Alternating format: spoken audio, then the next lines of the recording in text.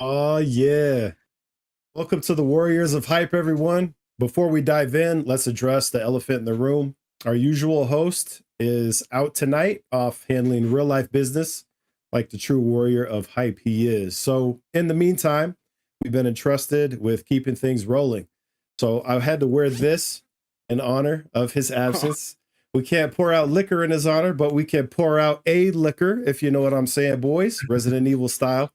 I'm your host for tonight, Excalibro, and I'm joined by the Dragoon King. It's been a while since I've Yep, done yep, that, yep. dude. And the Fyraga Fighter. Hello, Say what's everyone. up, guys. Are you Yeah. not gonna cast a fireball, dude? I could try. I'm all out. Oh, okay. I'm all out. So tonight we are diving into Resident Evil Requiem, a full spoiler cast discussion and review. But before we get into the game itself, let's start with a little context. Lee, what was your first experience with Resident Evil, and what's your history with the franchise? Oh, well, you see, I'm a baby. Not so my first experience with Resident Evil. I kind of have 2, 3, maybe. My first experience or exposure was technically when I was a kid. My older cousins would play it, so I would just be watching them play. Thought it was cool. That was probably Resident Evil's 1, 2, 3. Watching them play just at their house. My first actual experience with Resident Evil though was Resident Evil 5, where I very fondly remember playing it at my homie's house. We played it, not long after it came out. So what was that? 2000. So I was I was 10 years old when I played it with my homie, and yeah, that's what I meant. I'm the baby. So Yeah. You got an early start on that. That's crazy. Yeah, so we played all of Resident Evil 5 together, which is why I hold that game very near and dear to my heart, because it's just that's the childhood Resident Evil for me. While I had played 2 and 3, the older cousins, I was that was the cousin experience. But playing it for myself was start to finish Resident Evil 5. And then the first one I actually owned, because I played at his house, was Operation Raccoon City. So I had the wackiest start to the franchise, because nobody likes that game. And I played it recently, and it didn't age great, but the memories are still fond, and I'll hold it dear in its own little weird way. But yeah, so my experience really, I would say, is 5. 5 was my first true start to finish my own Resident Evil experience. So that was me. Okay. And Fyraga Fighter, Vinny, same question. So what was your first experience and what's your history? Sorry, go ahead. My first experience was actually playing. Well, I was 4 when Resident Evil 1 came out, and my uncle was very into video games. So my first experience was when my first video game ever was Resident Evil 1. Watching my uncle play it, going through the mansion, being really scared. Everything back in 1996 on a screen looked so realistic to a 4-year-old. Yep. It was just, going back now, looking at it, it's wow, I can't believe I was ever, scared of stuff like that. But watching him play Resident Evil 1, and then watching him play Resident Evil 2 when that came out, getting chased around by Tyrant, it was always very not Tyrant, I'm sorry, Mr. X. It was just always very anxiety inducing. And then the first one I got to play for myself was Resident Evil 3. So that one is very special to me. Just the being chased by Nemesis, having the little Gatling gun bullets going in diagonal, getting really close to you. I was, just so tense. But the first one that I played that I thought was Resident Evil can't get better than this was Resident Evil 4. That's still, the OG is still my favorite Resident Evil. Okay. But I've played through them all. I mean, me and my buddies, we always joke around whenever we're trying to get people into Resident Evil. We're like, you should play Resident Evil Outbreak. There's nothing more funny than 4 people trying to knife a door. I'm actually about to play Outbreak with some homies. Like we're gonna do very never played? legal means of playing it, very legal, but nothing, nothing you shouldn't be Totally doing. above board. Yeah, totally accessible and legal in 2026. So don't question Nothing- any further.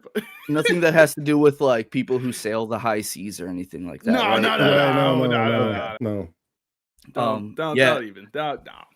I can't recommend Resident Evil Outbreak enough, especially because of how much it ties into Resident Evil 9. But yeah, so I've played through them all. One of my fondest memories, I would say, with Resident Evil is spending a summer with one of my best friends. We had Resident Evil Dead Aim, and that is a Resident Evil where Is that the it's Wii like- game with Krauser and no? No, it's a PS2 game that allowed you to plug a mouse into the PS2. Okay. It's crazy. And it was a 2-player game. One person controlled the character, the other person controlled the gun. And you were on a cruise ship. And in order to shoot, the person controlling the character needed to stop and aim. And then once you aimed, there was a reticle on the screen that you would control with the mouse. And so he was moving the character and I was shooting the stuff. And our goal was to beat the game in under an hour to get the S rank so that we can get all the infinite stuff, because that's Resident Evil's big thing is beat the game, then beat it again faster and get cool stuff. So that's probably my fondest memory. We spent a lot of time doing that in middle school. That was great. Dude, that's crazy. I never even had heard of that last one until you said that. Like, that just sounds nuts. 2 people trying to work together. Mm-hmm. Yeah, Control it the was. same That's when it was character. fun. Some might say that's when Resident Evil's at its best. I don't know if everybody would say that, but some might say that. Would some say that? Which some are we talking about? Some. I mean, hell, I just said what my favorite game was. So Okay. That's true. Well, it's funny because I'm going to bring that up when I talk about mine. So yeah, go ahead, brother. Yeah, my first was actually Resident Evil 2. And I was like maybe 15 or 16. And I was like, oh, this is scary. This is awesome. Like, how come nobody's ever done a game like this? The music and the ambience and just the item management, everything together. I was like, dude, this is so different than anything I've ever played. And I was just blown away by it. I probably played it 5 times. And like you said, you unlock everything and you sort of get that power fantasy. The more times you play it, you get comfortable, you get cool weapons and stuff like that. And then I went back and I played the original, and then I played 3, and I missed 4. I did not play 4 until the remake. I have not played the original version of Resident Evil 4, which I know is a tragedy. Like, at the time, my younger brother was playing it and I saw him play it, but I was just too busy with school and work and all this different stuff at the time. So I just totally missed it. And I got pulled back in on 5 co-op, same brother. He's playing 5. He's like, it's co-op, we got to play. I'm like, yes. So we played 5, and that was such a great experience, man. Like, Lee's face is lighting up, but I love that game too. I love 5, dude. You just always got to go back and revisit playing 5 every so often. Like, you just get a homie, whether it's that same homie you played with the first time or a new homie. Come on. Yeah. Like, speaking of playing with homies, go ahead, Vinny. I was just gonna touch on 5, and I think this has to do with, I guess, where you come into Resident Evil. But for me, Resident Evil 5 is probably one of my least favorite in the main lines, because that's the game where I realized that Resident Evil was like the Fast and Furious of horror games. Yep, where it changed. Yep.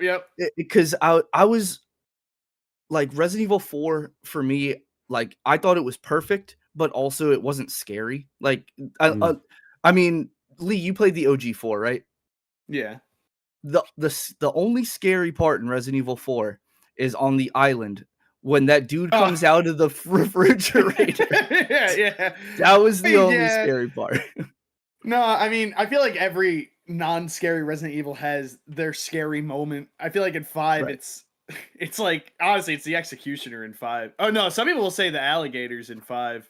The alligators, swamp. Yeah. The alligators in 5 is good. I don't know, man. Here's the thing. And I know we're not here to talk about the whole series, which I guess I should bring up a good point. A little bit. Well, hang on. You guys should leave a comment. if you guys are interested in that, there was talks of us maybe reviewing or talking about the series at large. So if there's more interest in more Resident Evil content, we would have an interest in doing that. So please, if you have an interest, share that in the comments. But I mean, I have an interest. I have an interest, and I could keep doing it now, but we got to talk about 9. But I wanted to end off by saying, it is funny where a person comes into Resident Evil. I think really does, like, it shapes a lot in how they view the series, and that's why I'm super excited to talk about 9, because I think 9 is the buildup of like 30 years of a franchise, and it wants to touch on all the elements that people love. It's like you look at hold some of that, hold some of that back, Lee. Some of that back. I'm holding those thoughts on 9 back, but I'll say like the first 3, because this will enhance that point later. Like the first 3 games are your like they define survival horror. It made survival horror what it is. And then I know that 4 was a turning point for a lot of people. I mean, hell, it redefined gaming. It really was the creation of like the third person shooter. It helped make it what it is. But a lot of people, that was a turnoff for the series, because that's when it became the action trilogy. You know, that 4, 5, 6 era. It's a big turnoff for a lot of people. It's also a lot of people's intro point. And then you got 7, 8, and half of 9, which is like the first person, like survival horror roots again, but like trying to get back into the more horror roots. And man, Resident Evil is just it's a fascinating lens in gaming, just seeing the journey it went on, whether it was at its highest points or its lowest points. All of it to me is just, I just love Resident Evil. So I'm happy to be talking about it with you guys. Even at its lowest points, I still love Resident Evil. And but this is not a low point. This is a high point in the series, so we gotta jump on and we gotta talk about that. Oh, yes, but sir. Before that, real quick, shout out to Sherry Birkin, who is stream managing for us. I saw Sherry bringing up the clips. Thank you. We got Sherry to check in on all these clips for us. So thank you, Sherry. All right, let's proceed now. Yeah. So what I was thinking. It's kind of hard to review a game like this and go in order of all these story pillars. We usually talk about, visuals and sound and story, gameplay, legacy, all that kind of stuff in a very structured sort of way. But the more I thought about it, the more I realized that there's probably a really good way to blend all of this together in a conversation that's a little bit more organic. So I'm going to give you my sort of opening thoughts on how we can do this, as well as some thoughts about the game, and hopefully this just kind of opens up the discussion. So my opinion on this, my experience with this really is that the real story here of Resident Evil 9 is one that's written on the player. So what I mean by that is, I think that horror as a narrative is delivered in sort of a unique way, especially in this game. So it treats horror as an experience to be lived through. The written plot is almost secondary. So of course there's lore, there's conspiracies, corporations, viruses, secret labs, all that kind of stuff. But if you ask somebody about a Resident Evil game, that is rarely the story they tell. The story they tell is the one that happened to them. It's the moment they first saw the girl and froze, or the first time Chunk appeared and he's filling the whole space coming down the hallway, right? It's the memory of creeping down the hallway with 2 bullets left, hearing something move in the next room and having to decide whether to open that door or scavenge for more resources first, right? So these are the stories that stick. And what's interesting is these stories are not scripted, right? They're co-authored by us, by the player. And the designers create systems, the space, the scarcity, the uncertainty. The emotional narrative is written in real time by the player's decisions and reactions. So 2 people can play the same section, walk away with completely different memories of it. One player panics and runs, another clears the room. Someone else wastes all their ammo, barely survives. So the real story of Resident Evil isn't the file that you read, right, about Umbrella's research program. It's the story that you tell later. And it's the story about the moment you realized you weren't safe, or the map you trusted betrayed you, or you opened a door that you didn't want to open and you were forced into the dark without a light. So in that sense, Resident Evil doesn't just tell horror stories, it writes them onto the player. And it does that through its visuals and its sound and its gameplay. And I just want to open discussion up now to how those elements are being used to create this sort of player written story. And after we talk about that, we'll circle back to the narrative part of the story. So Lee, Yeah. talk to me a little bit about your experience with. We could just start with your opening thoughts, opening visuals. What were the first moments that struck you in terms of the visual or sound or even gameplay, or how did those things work together for you that really let you know that this was going to be a game you were going to play, what, 15 times? 8. I just did playthrough number 8. Thank you, sir. But no, I mean, it's funny when what you were just saying, because thinking about that approach to that first playthrough, I mean, just I feel like I realized this. All right, I had a very weird experience at the start of this game. I think I told you about this, but I'll tell Chad, of course, and Vinny.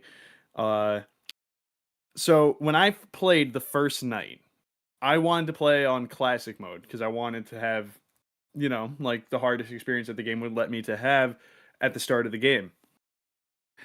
It wasn't until about 2 hours into the playthrough where I realized I accidentally hit modern. Because I didn't go up to like the typewriter or whatever at the first. I didn't use that for some reason, and then I go get past the girl, and I'm in the open like lobby area, and I go to save, realize I'm in modern, and I'm like, okay, I'm not gonna play this in modern. I want to restart the whole playthrough, so I immediately go to restart that playthrough. But before I did that, I was like, I want to just do something goofy real quick. I just decided to run through as much of the place as possible with no regard for my own safety, no regard for what the story was. And I just ran through everywhere in Rhodes Hill. And immediately I felt like I was like flashbang with horrific imagery and sounds. And I'm like, what is happening? Women, the singing woman, the chef swinging his knife at me. And I'm like, dude, what a perfectly like just I felt like I got so immersed immediately, and then I redid everything to get back on classic mode, and I was so grateful I did that. But the moment I think I realized was when I was playing through it again, and I immediately realized like what I could do differently from my first playthrough. Because my favorite thing about games like Resident Evil, and Vinny, I'm sure this is going to be a very shared experience for you, is the immersion that comes with that first playthrough, and then trying to discover, okay, how do I how do I reapproach this in the most maximized effort like possible so I can get through. I did that first 2 hour part with skipping all the cutscenes and just using the knowledge I acquired in that first 2 hours. I did it in about 30 minutes, not even like 20 minutes on that, just immediately like replay. And I was just thinking to myself, I'm like, okay, like the fact that I was so immersed and scared in that first 2 hours that I'm like, man, I don't want to like, you want to be super calculated in your movements. You want to be like creeping around.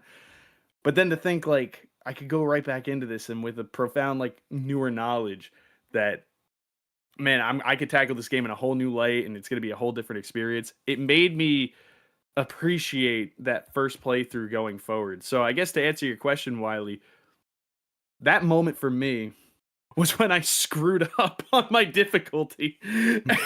Immediately had to restart my progress and did it in 30 minutes. But I don't know, man. Like I want to hear what you guys have to say because I'm sure we're all going to jump in on like some of the elements of like sound and visuals and what they like how they really killed it in this game. But yeah, to answer it was that immediate screw up on my end and realizing I needed to redo everything, but seeing it from a whole new light and appreciating everything that went into making this game the well-crafted like piece of art that it was, and how it made me pause and think and reflect on what I'm doing because I didn't know what to expect going forward. But once I knew what I had before me, I could go back and it gave me a whole new appreciation. And I love Resident Evil games in particular for that. But what about you guys? I'm curious what you guys have to say. Vinny? Let me jump in real quick and just say thank you to Carius for the 10 months with Chocobo Cavalry. We appreciate your support. And yes, Hell yeah. kick it back over to Vinny. So for me, first, playing the game, from the moment my computer was like compiling shaders, I just had that that giddy, like, I'm 13 years old with a new video game again. Like Resident Evil just always brings that out of me, that like, I can't wait to play this. Like, this is going to be a ride. This is going to be a ride, and from the minute I started, I believe, as far as visuals go, I think the thing that stands out the most to me is how the camera is your storyteller in this game. Yeah. Your camera sets the atmosphere, and that's always kind of been the thing for Resident Evil. We had the fixed camera angles in the original ones where you couldn't move the camera, you just saw what you saw. And then in this, it really did a good job narrating what was supposed to be scary and what was supposed to be action. You had your first person default angle with Grace, and a lot of things were more claustrophobic with Grace because everything was kind of tighter together. Things were more in your face. And then with Leon, you had the third person over the shoulder, and Leon's parts were supposed to be action. So things were wider, like areas were wider with way more enemies, but with more ammunition, and the camera being to your back instead of being first person. You just kind of felt this like faster pace. Nothing changes but the camera angle, but it kind of really changes the atmosphere of what you're playing. Like, if you go back on your other playthroughs and you reverse the camera angles, Grace's parts feel a little more actiony with that third person angle. And I also like how they thought of it when if you switch Grace to a third person, you see more stuff. You see Grace's like panic. You see her trip and stumble. You see her carrying the girl on her back and stuff. They thought of everything with the cameras for this, and it's just a very good storyteller. I was to say, I love that detail because there are moments in the game when you're playing with Grace and you're in first person. I specifically think about your first encounter with the girl, or when you're running out of the lab when it's on like self-destruct, basically. In first person, she does move faster, and you might catch that, you might not, but if you play it in third person, those scenes are almost more fun in third person because of the stumble mechanic you were just talking, because she has completely lost her composure and she's just tripping. Dude, when I played that on a replay and I switched the camera perspective for her, and it was cracking me up. But I'm like, wow, what a great attention to detail. Her just sliding on the ground after like losing her shit and just like running and trying to like keep her balance. Because, and it's a great way for the game, like you were saying, using the camera to its advantage. It's a great way to disadvantage a player who's playing in third person, because in first person, you're disadvantaged already by the lack of perspective. So it's easier to know where the girl's coming from if you're in third person. Right. Like you kind of have the jump there. So what do? Oh, we make it so you lose control of her every like several steps. Like she stumbles. Now, like, if you're making a turn and you happen to stumble, you might have just screwed yourself over. So you absolutely nail on the head. Camera in this game, the camera work and how they really tuned it to the experience. Now, I don't have much experience with playing Leon in first person, but I'm sure that comes with its own, set of like change or whatever. Like that one I need to dive more into. I have way too much fun watching him in third person to want to switch to first person.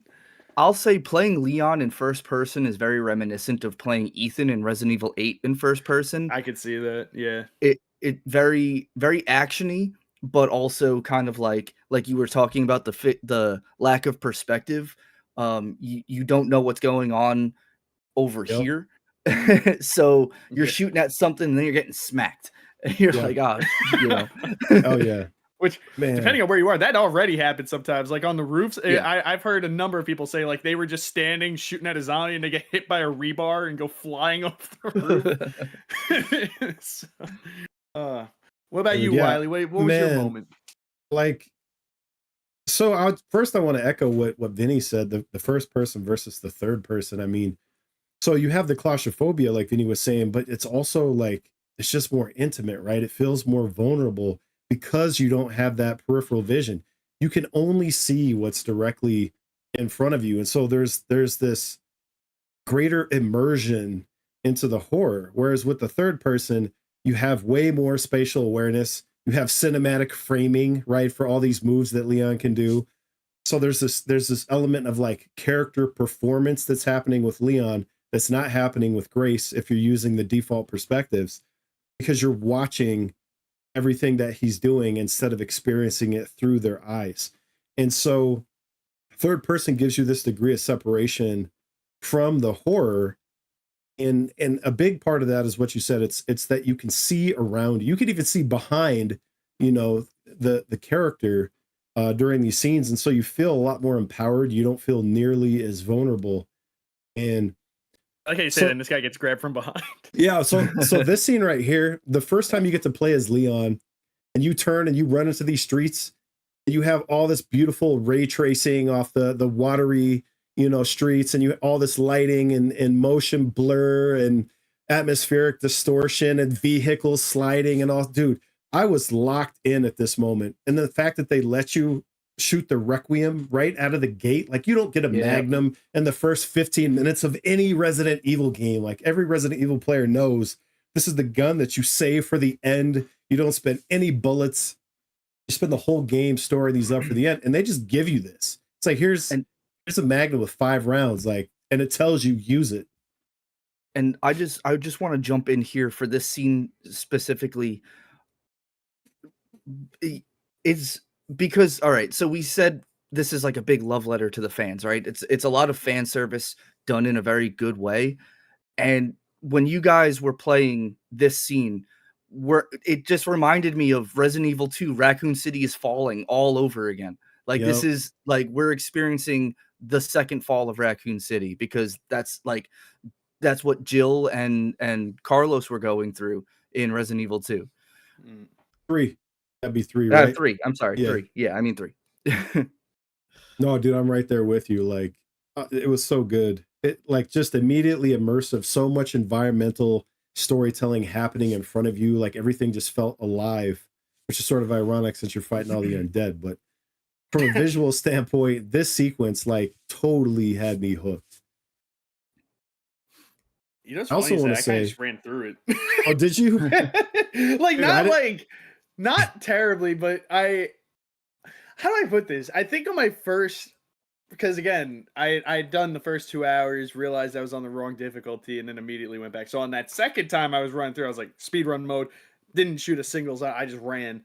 But that first time, I think I thought this isn't even a gripe at the game, because I think the game lets you kind of decide if you're gonna get to your goal or if you just want to mess around and fight some of the zombies. But like, I was like so fixated on trying to get to Victor with Grace that I only cleared what I needed to clear. Like I moved, if something grabbed me, I threw it off me and hatcheted it, and I used I don't even think I used the Requiem in that moment, which is crazy to think about. Like I just was like, I gotta get the girl.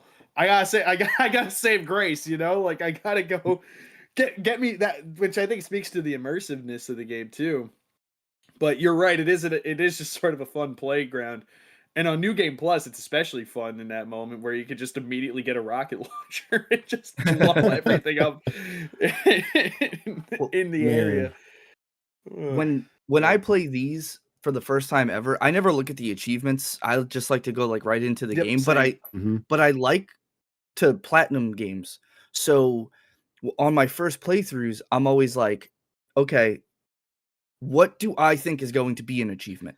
And so sometimes, like with that city scene with Leon, I full cleared it because I was like, maybe there's an achievement for killing all the zombies on the street, like little stupid achievements or whatever. and there was no achievement. So I was like, all right, whatever. I just wasted some time, but I always try and guess what's going to be an achievement by just like doing something stupid. Die by this thing, die by this thing. Which, by the way, I don't know if you guys saw that little post, but apparently, Oh, what the least likely ways to die or whatever.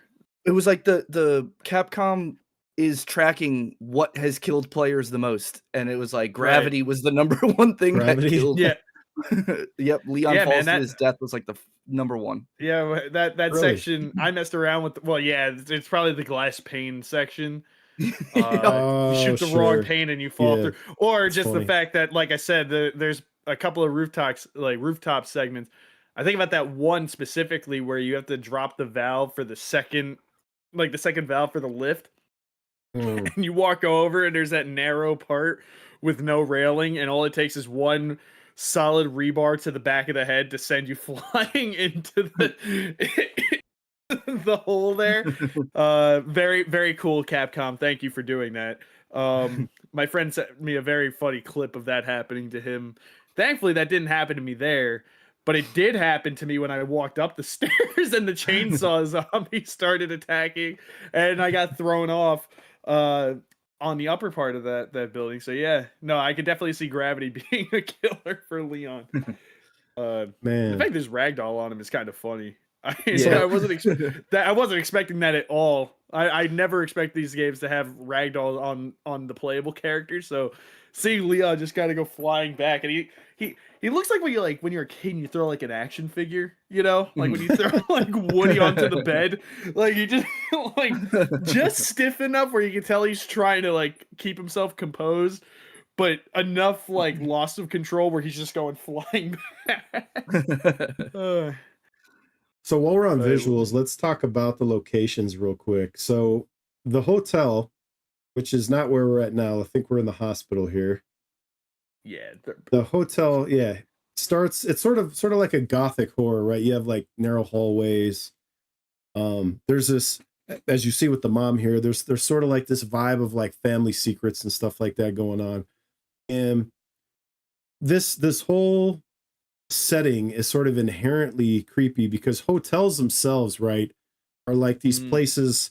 It's like temporary homes for strangers, right? It's like nobody lives here. So it's always got this sort of weird vibe, and the fact that you're going into it uncanny. after the fact and it's like abandoned. Sorry, what were you saying, Lee? It's almost uncanny. Like Yeah. it's equal parts familiar but unfamiliar. Yeah. Like, anyway, what were you saying? Sorry, continue. No. So yeah. So just on the point of the visuals, they did a great job using the set pieces to create horror. So we have the hotel here. Later on, we're going to have the hospital, which is where we were just a second ago, and you just have this interesting sort of like inverse where hospitals are supposed to be safe, right? Well, in Resident Evil, no hospital is ever safe. Like this is where the worst stuff happens. Well, it's a care center. It's a care center. Okay, It yes. is a care center. Yes, It's with a not very necessarily a questionable hospital. basement. Well, I think that's what makes it more disturbing and nefarious. That I mean, a hospital, I feel like already has a creepy edge. Like Yeah, in look real at the life, lighting hospitals, here. Yeah. Yeah, keep going. Keep hospitals going. have that creepy edge to them. A care center's supposed to be a place of like rehabilitation, and I think this game does a good job at. When we're definitely going to talk on what the zombies in this game and the enemy, especially in Oof. Rhodes Hill, like the personality that they gave all of them. But I think that made this oh, there she goes stumbling. Yep. But I've never that's what seen made this. I only played the first care person. center just.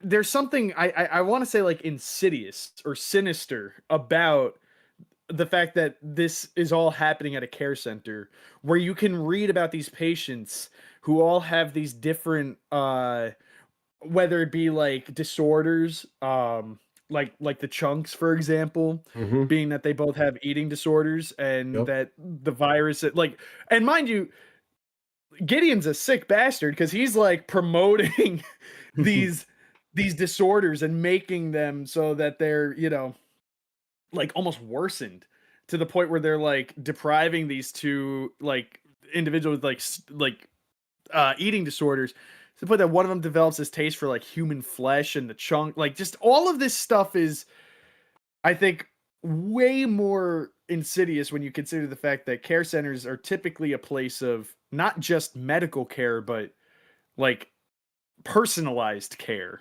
Mhm. And it's supposed to be like a treatment center.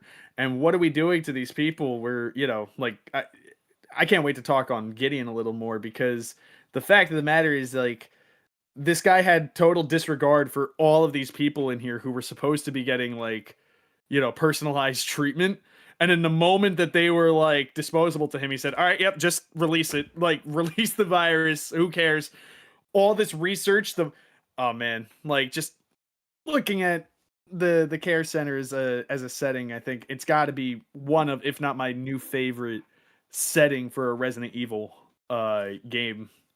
And I'm happy you like touch on that, because one of the things that I noticed about the care center, and again, I'm going back to how Resident Evil 9 is kind of shouting out all of the games prior to it, right? So the very like the entry lobbyway to the Rhodes Hill Care Center is very reminiscent of when you first enter Spencer Mansion in Resident Evil 1. You have the main lobby with the dual stairs on either side going to the Yep. east and west Mhm. wing of the care center, and how the Spencer Mansion is very windy, turny, twisty, curvy, and then you're not looking at the map, you're going through and you go through a door and you're like, "Oh, I'm here." It winds itself back around in mysterious ways, and I feel like they were like, "Let's get Spencer Mansion back into Resident Evil 9 for, in for the opening."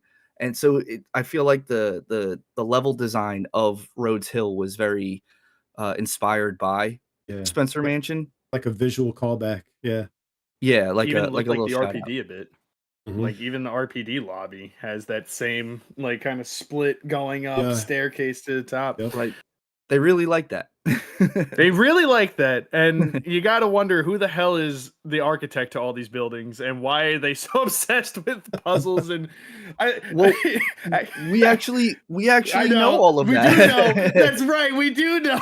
We- the we architect- do know who well, hang made the on. Spencer We know Mansion. who he is for the Spencer man. We know who he is for the estate. I don't think he was the same guy who did the art museum that was the RPD, though. I don't know if that was the same guy. I'd have to No, check no, on that. it's But we not do this. know who the architect for Spencer's mansion. Yes, and and his poor daughter, Lisa Trevor, which Yeah. I Thank you. I couldn't remember what his first name is. I know it's something Trevor, and yeah, Lisa Trevor. when What a I don't know about you guys, but when I first saw the trailer and I first saw the female monster in this, I immediately thought, "Oh my god, is this Lisa Trevor?" Because Oh, of the that's similarities. interesting. Because They are kind of similar. she is immortal too. We don't know if she's dead or not. I mean, for all intents and purposes, she's never come back, but she is immortal. So I thought maybe, she was coming into 9. I thought that would have been really cool to, pursue Lisa Trevor's backstory a little more, but we now know it is not Lisa Trevor. So Yes. That they're saving that for Resident Evil 10, actually. Because they had to have Leon go back to Raccoon City. They're gonna have Jill and Chris go back to the mansion. to the Spencer Mansion, yes. Yep, to whatever's left. Yeah. But So while we're in this section here, let's talk a little bit about the sound design and what goes into that. So immediately what struck me is just how much voice acting you have for Grace that's not dialogue. You have this super nervous breathing and subtle gasps and just this man, dude, it was so well acted that it, like, I was starting to feel it, right? It's like I'm like, oh, like I wasn't scared, but she's so scared that I'm like, oh man, like I don't know what to do with this. And then of course you have the girl shows up, and the sound design with that is incredible. You can hear the girl, which is this giant creature you see here, right? Just a great name for this thing. But you could hear it very to moving the in the other point. room. You could hear it moving above. You can these huge footsteps, these weighty, very space footsteps, and you hear this sort of clanking, right? That accompanies that. And so the sound design complements the visuals, the light and dark that you see here, where it's like maybe you can't see everything, but sometimes you could hear, and what you can't see but you can only hear, like this bit, you could hear her coming, but you don't know she's going to break down this door. You don't realize that's even a thing she can do the first time that you're playing. And so you just have this moment of horror that's an amalgamation of all these different things. The lighting with the green and the red. All the sound qualities of this game were great. You know, hearing the rev of the chainsaw like actually kind of made me like once he starts like revving the chainsaw the first time you meet him, and I had like a little bit of panic and fear. I was like, oh my god, I'm in a small room, there's a chainsaw. Like, I immediately just turned around and ran as far back to get my back to the wall to give myself as much time to shoot at him. I was like, oh my god, the chainsaw got me. I think the funny part about that chainsaw is not, for me, it wasn't so much the the first one to have it. That didn't get to me. It was when I shot that guy, and around, like, in the other side of the room, there was a chick I didn't even know was there, and she immediately picks it up and starts. I was like, "What?" It's like, why? Hot like, potato with the he chainsaw. Didn't bother me. He didn't bother me. I was like, okay. Like, I had the opposite experience where I was like, I am worried. I got you. But it was when she picked up, like, no, you're not supposed to do that. And then, but I didn't want to waste all my Requiem bullets. But the chainsaw doesn't even need to be manned. I mean, I shot the dude in the leg and he falls, and then the chainsaw drags him over to me, and I'm like, oh my god! I'm shooting at I forgot that could happen. And then the chainsaw spins on the ground, cuts your legs up. I didn't know that was gonna kill me, but it did. The chainsaw is an enemy itself, bro. It's funny about that chainsaw drag thing. I didn't even see that until a second playthrough.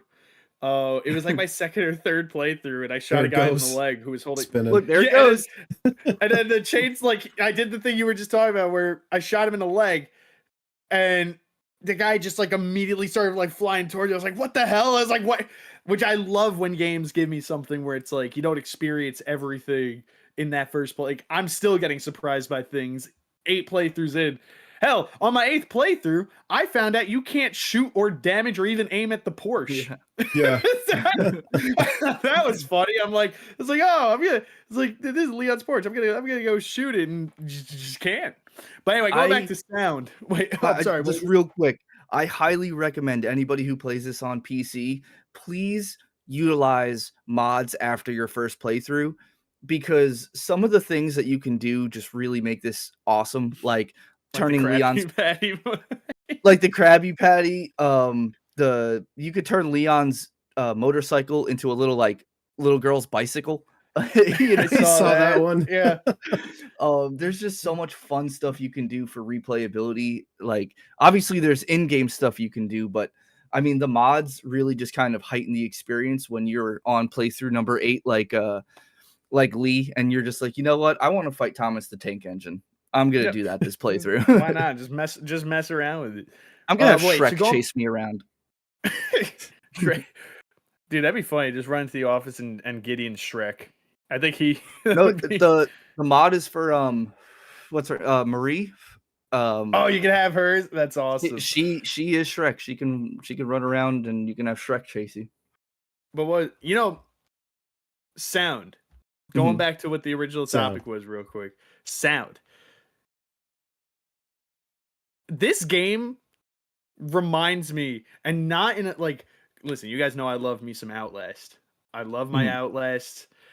This game reminded me of Outlast. I think it's why, funny enough, I think with the amount of hours I have across all the Outlast games, but specifically Trials, I'm a little desensitized, I think, to horror to a certain extent, because like immediately the girl shows up and I was just like, okay, it's Outlast. Just like I treated it like Outlast. I was just like running, immediately went back to like the light room, but I was floored by the sound, and I love like this game. I don't think you should really be playing any horror game without headphones. I think that's almost like a mandatory part of the experience for your first playthrough, at least. But hearing her going up and getting an idea of where she was going was incredibly like cool. I'm just like, okay. Now, on subsequent playthroughs, you do kind of get an idea of where she's going to pop out from. But like in that first playthrough, it gave me an idea. Even then, I was like, okay, wait. and then I figured out like where maybe I should try and trigger. I felt like the sounds in this game were equal parts scary, but also, and again, I think this is a very Outlast code thing, because sound is super important to Outlast Trials. It's like your greatest asset is sound in that game. So using the Outlast Trials mind in this, I was just every room I walked into, I'm like, what's nearby? Like I was listening to if I could hear like something grinding, if I heard something, if the girl was like going over this way or going over that way, trying to get like my ideas of where everything was. And that's why I think when I was talking earlier about the part that stood out to me, when I decided to just say, screw it, I'm going to restart the playthrough on Classic, it's right when you get control of Grace again, like right after she gets the Requiem. Mm. And I saved, and I was just like, wait, this is modern. It's like, okay, I'm just going to run. I was like, just screw it. I'm going to restart my game anyway. I'm just going to book it. And I ran past the chef. He hit me. Okay, I ran past the light switch guy. Can we talk about the sound with the chef the first time you walk in there real quick? Yeah, okay, sure. Yo, because I mean, yeah, all you hear is just a sequence of like thuds, right?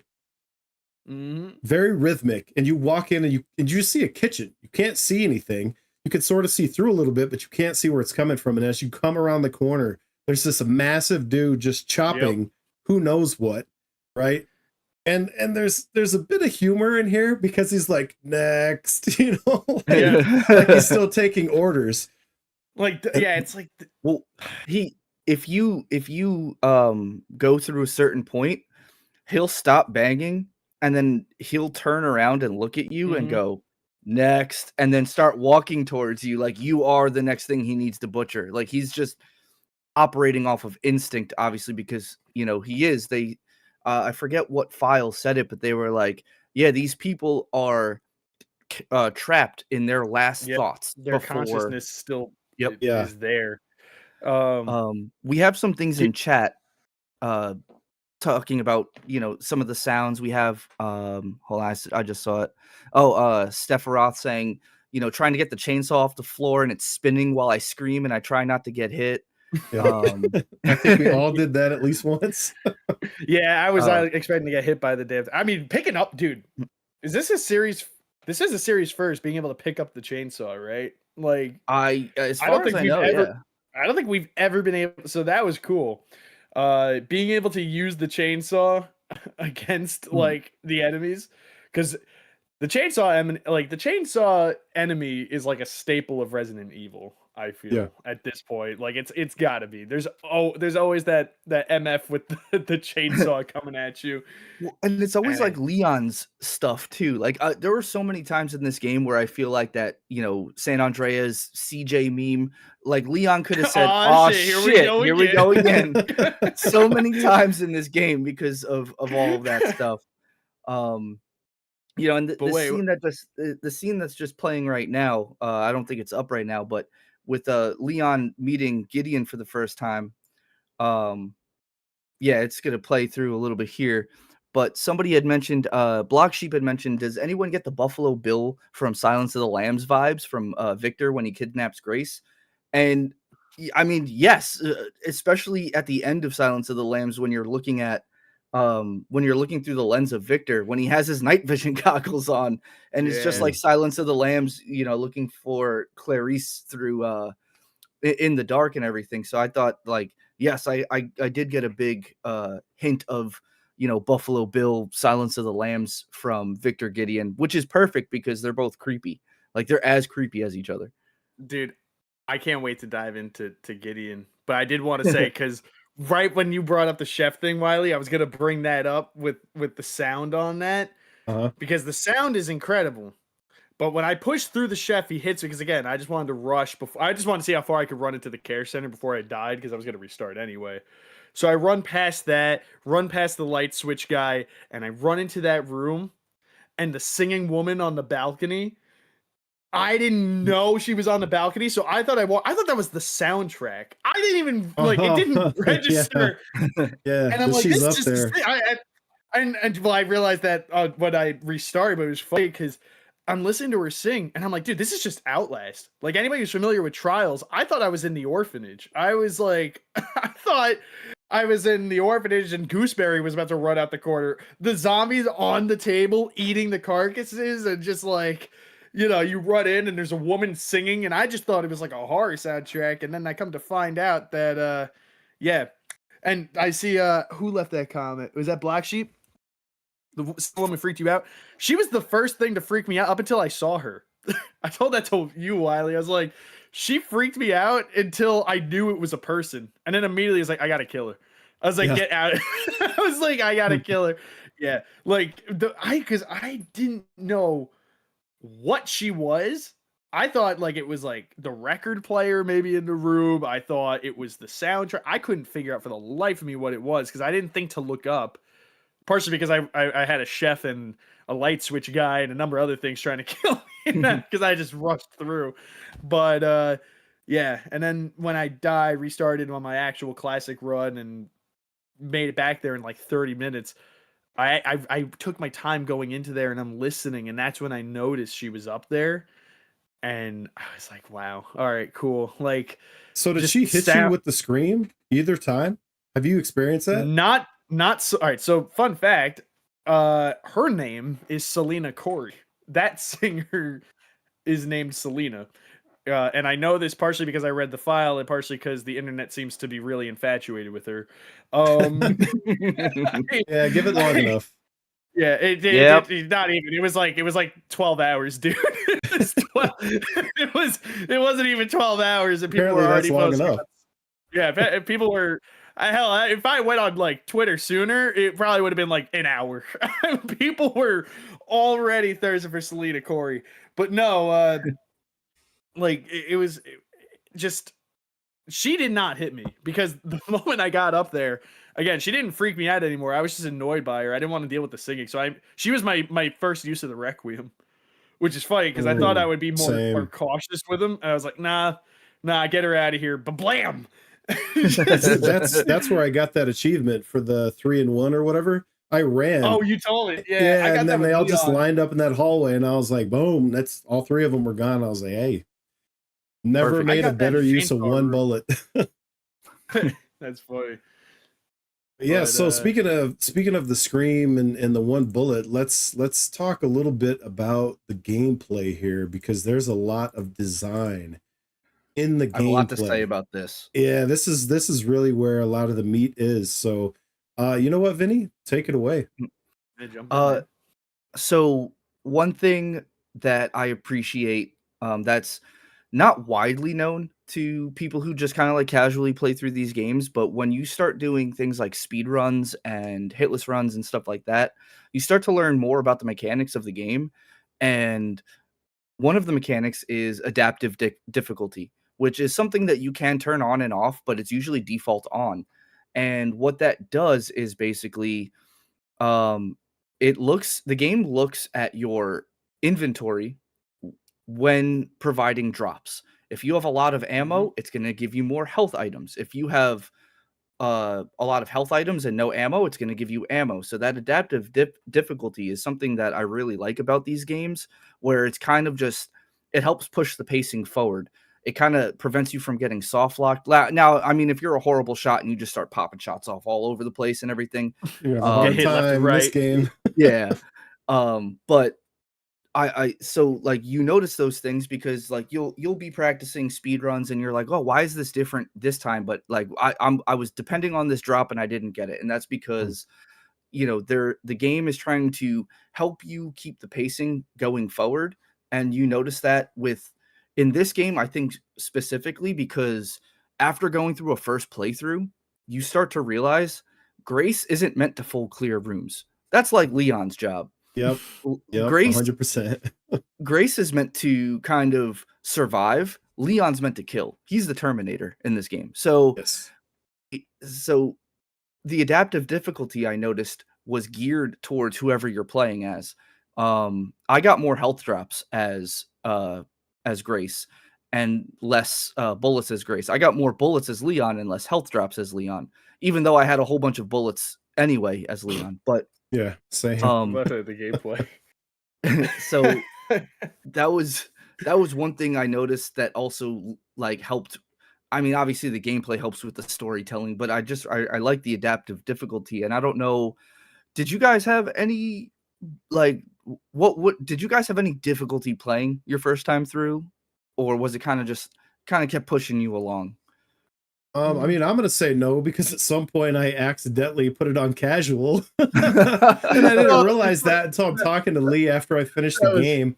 We're looking that at, we're was just hysterical. comparing achievements, and I'm like, apparently I finished it on casual because if you die, maybe I think maybe 3 times or something, it gives you the option, and I don't know, but Mhm. apparently I was That just Um, that clicking had me through. laughing Yeah, so hard, dude. When you I said was not that, I was happy. like, so "Oh, we do have a question in chat.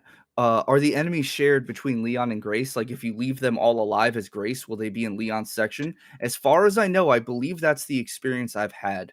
Yes. I think the only one I'm not positive on is the chunk that appears during I think that's Tommy or who they're Timmy and Tommy. I don't know if they were an Animal Crossing reference, but their names are like Timothy and Thomas. But Mm, yeah, I don't know if chunk like the chunk that appears for Grace will appear for Leon. It's the only I, enemy I'm not positive on.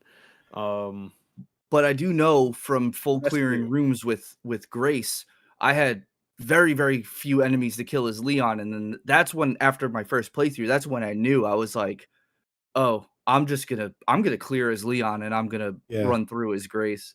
And the beauty of a second playthrough is the fear is kind of gone, and then you start realizing Yep, like, "Oh, I can get through roads only using 11 bullets." You start yep, shooting zombies in the leg just to move past them yep, because you're yep. like, "I'm not Yep. gonna see you again," you know? Dude, Right. it's well, okay, so like I remember. All right, I'm curious. Did you guys? So I always forget the first word. It's like hemoglobic, hemo whatever. Like when I got that injector, you Mhm, get it for the first time in the like the surgery room or whatever, and mhm. they put it. They plant a little zombie there. It's the surgeon zombie, and they plant him with his back away or back towards you. Right when you grab it, and I think the game is subtly saying, "Hit him with the injector." I Yes. didn't hit him with the injector. I I saved grabbed it the too. injector. Yep, I turned around and I immediately went to the chef. And this was like my first thought was go to the chef. And then after I did that, after like cuz I hadn't gone up to the upper floor yet to get the band, I go around, I do some blood analyzing stuff, and then I finally go up to get the band, Chunk spawns, and it immediately dawned on me. I was like, I wonder if I could kill him with this thing. And it took 3 tries, but it worked.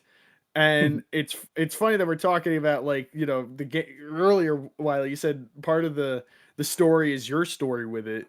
Because Yep. every person I talked to didn't think to do I that. Did I not. did not like, Yeah. yeah, so Chunk is if you're not familiar with Resident Evil, there's something that I would call like a pursuit enemy, which you're not necessarily meant to kill. Like they control the space and you have to get past them.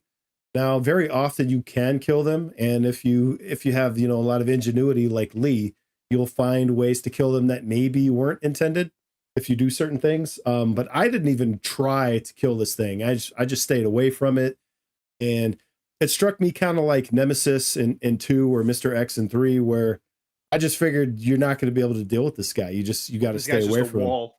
He's just a Yeah, wall of meat. kind of the same with the girl, right? It's like there's limitations and there's rules on how they can interact with the environment, and you use those rules to get around them. And so that's how I played. And so I played scared. Meanwhile, Lee's running up like Monster Hunter style, just Yeah, injecting this giant just dude. giant. No, dude, so it's funny because I hit it with the first injector, and because I only made one, I was just curious if he could even do it, and I hit him, and then Grace is like, "Shit, is that not enough?"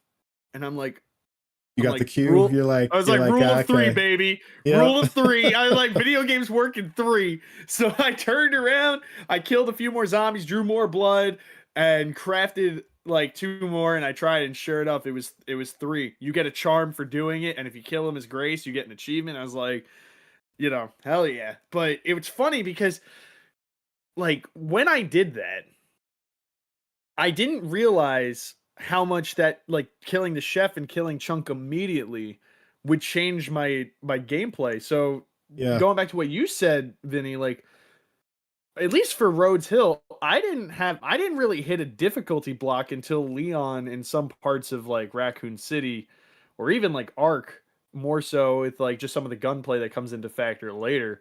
But no, Rhodes Hill was surprisingly very immersive, and I had a great time going through it. But like, I was just kind of a killing machine with Grace. I I think if anything, one of my only like gripes is that injector is just way ridiculously overpowered. You can just clear with I, that thing if you really wanted to. the only corny cheesy thing that I wasn't a huge fan of was I was like, all right, game, how am I making bullets out of this blood here? Like Yeah. what? Yeah. Yeah, video game. Yeah, the very Yeah. Come on, video video gamey game mechanic. logic. Yeah. Yeah, I was like, that I guess could have been handled a little less cheesy, but I mean, it's Resident Evil. Chris punches boulders in active volcanoes, so like, it is what it's not the corniest thing Resident Evil's ever done. So If anything, this is just like I would say for Resident Evil, this game was incredibly grounded up until Raccoon City, where you're leaping over buildings with a motorcycle. But yeah, I agree. That this the blood blood crafting, I feel like I'm a wizard even just saying that. Like I'm like blood crafting with great. I do agree that was kind of an unusual. I mean, I'm glad it was there. Crafting elements, when done well, can be very fun. At the same time, though, yeah, I don't I don't quite get how we were making bullets from blood, but whatever. Yeah, it was me, a strange choice. for me, we're about to see. This was the hardest part of the game for me, and not because of difficulty, but because I had to keep my eyes on the screen the whole time for this. I do not like spiders at all. And having to fight Titan, I was just skeeved out the whole freaking time. Um, this is like my worst nightmare right here, is having a gigantic spider and like it's like Yeah. it's one thing to think like, okay, you're probably gonna die. It's a giant spider, but it's the things leading up to that, having to be in its mouth, having to be touching it, all that stuff. Like this whole part skeeved me out. And then there was the little ones running around and stuff. This to Yeah, me was the the hardest little part ones, of the game. the basketball sized ones. Yeah. Dude, just think of it as Nursilla. It's not that bad. Come on, it's just Oh, it's just man. Nursilla. Yeah, Listen, but I by mean, your third playthrough, you're parrying its bites, and yeah, Oh. I mean, yeah, man, I get by you, my bro. third playthrough, this thing was Thomas the Tank Engine, so I wasn't really all You're that like, I scared modded it anymore. as soon as I could. Yeah. Man. Well, yeah. So, okay, let's talk a little bit about how the gameplay experience is different between the two characters, and not only just the gameplay, but like the design, right? So the HUDs are different, the Okay. menus are different, right? Like Grace, you have to upgrade her space, her inventory space, 2 pieces at a time, and Leon has this massive maxed out inventory space, or nearly maxed out inventory space right from the jump. And Grace has the old school health where it's ambiguous, you don't really know what it means. Like fine is the best, like what is that? You're like, you know what I mean? Whereas Leon has an actual health bar, which is totally concrete. You understand exactly how much health you have. Like the design of their menus literally add to and heighten this sort of action versus fear feeling. And that's just sort of an intro. I want to hear you guys dive into this I got a to little jump bit in on deeper. something with here because I touched on this earlier, but this is when I say that this game, like I think what you just said, truly encapsulates what I meant by this is like a love letter to 30 years of Resident Evil. Yep. Is seeing the difference in these two play styles.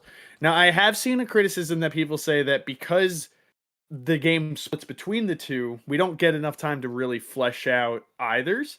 I disagree with it. I do wish we had more time with both, but granted, I just wish the game was longer because I love the game. Like I want more game.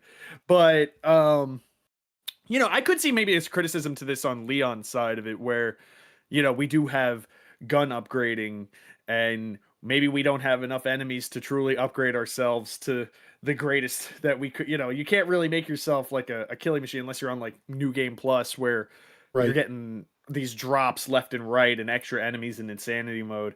Or unless So you I can play it see on casual and your inventory space is maxed out with ammunition. Like what mine Yeah, was. well, at one that point. I'm too. like, why do I have so many rifle rounds, man?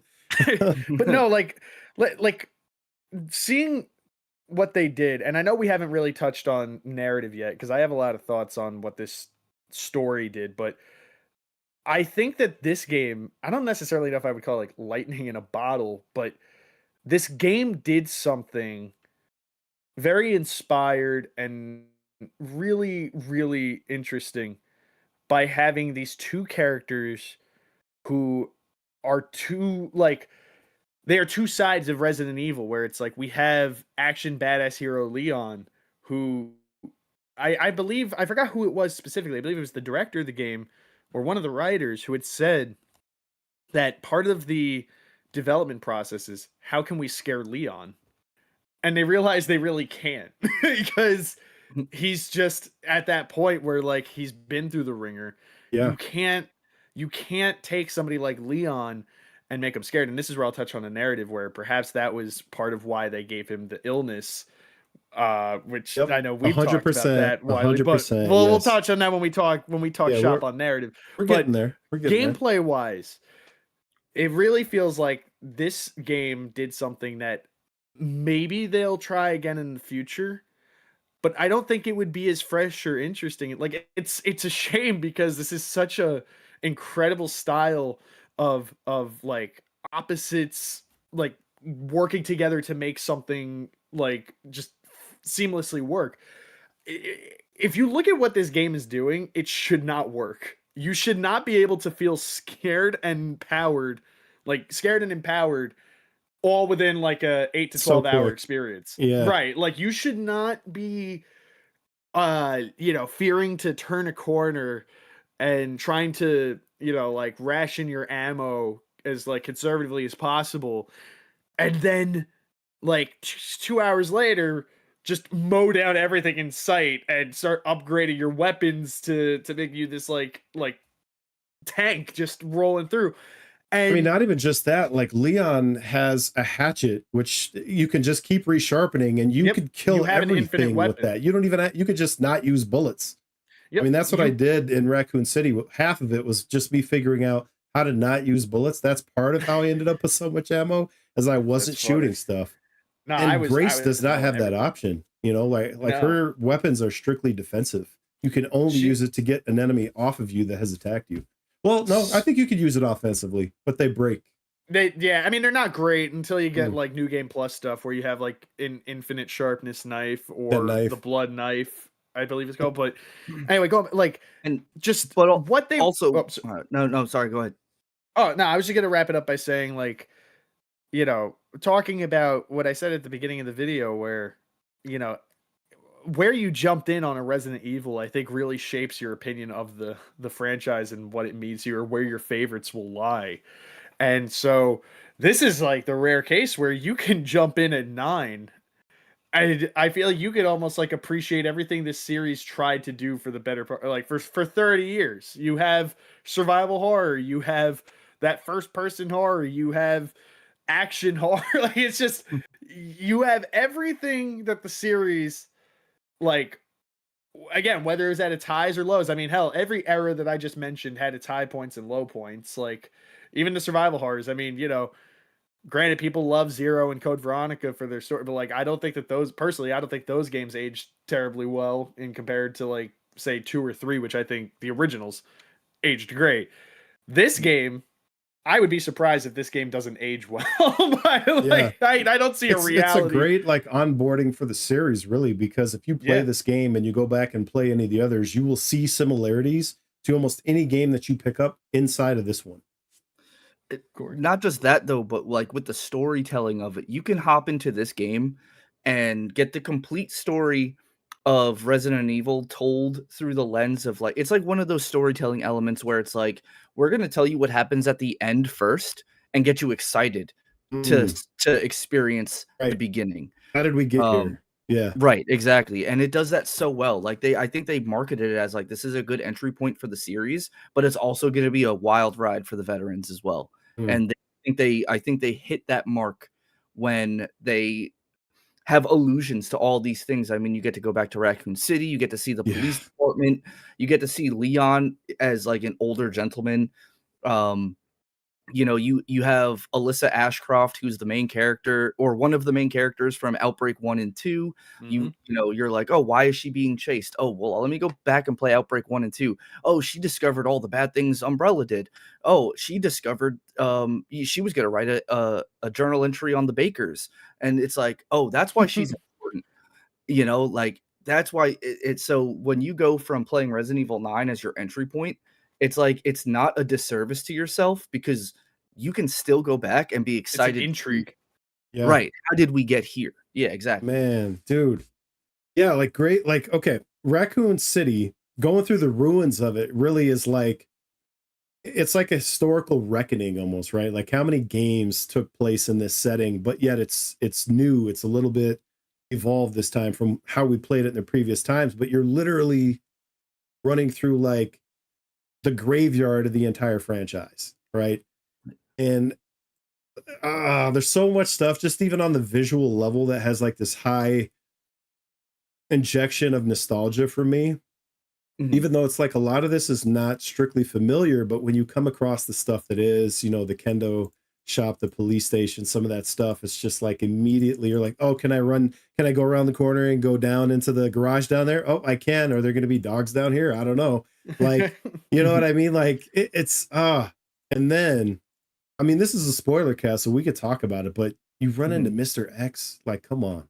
Yeah. Yeah. Come on, bro. And then you get And to fight him like And dude, it's crazy to think that that's an even stronger version of Tyrant than yeah, what he's fought before, and he's able to just take him on and like. yeah, he didn't have the Requiem before, okay?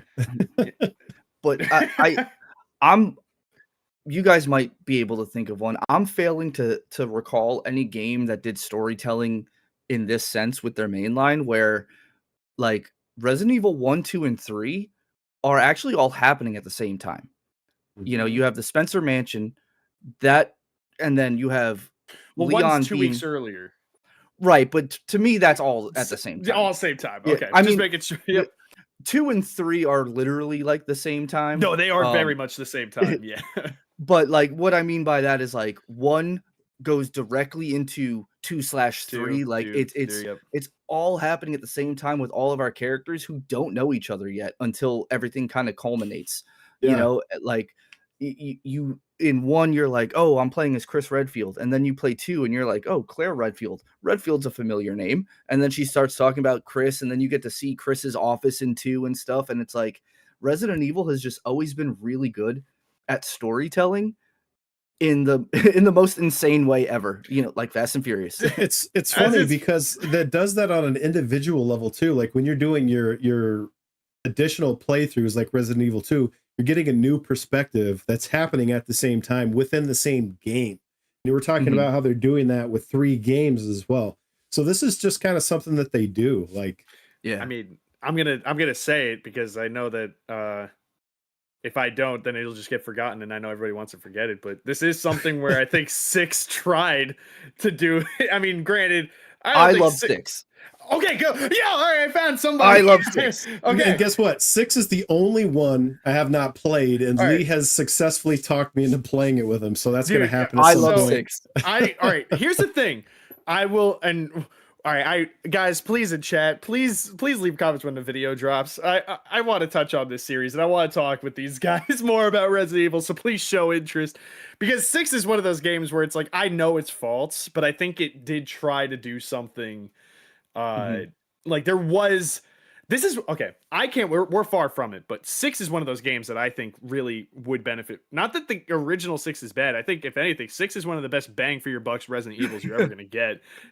That game you can go back and play a lot. So But besides that, I will say with 6, it's one of those games I think would benefit from a remake, because if they actually put love and care to like making that story like get told in a better way, I think that it would change people's opinion on it, because I do think that and this game references a lot. Like there's a lot of stuff that 6 is referencing with this game, which I thought was interesting, because I thought Capcom was just leaving 6 to die.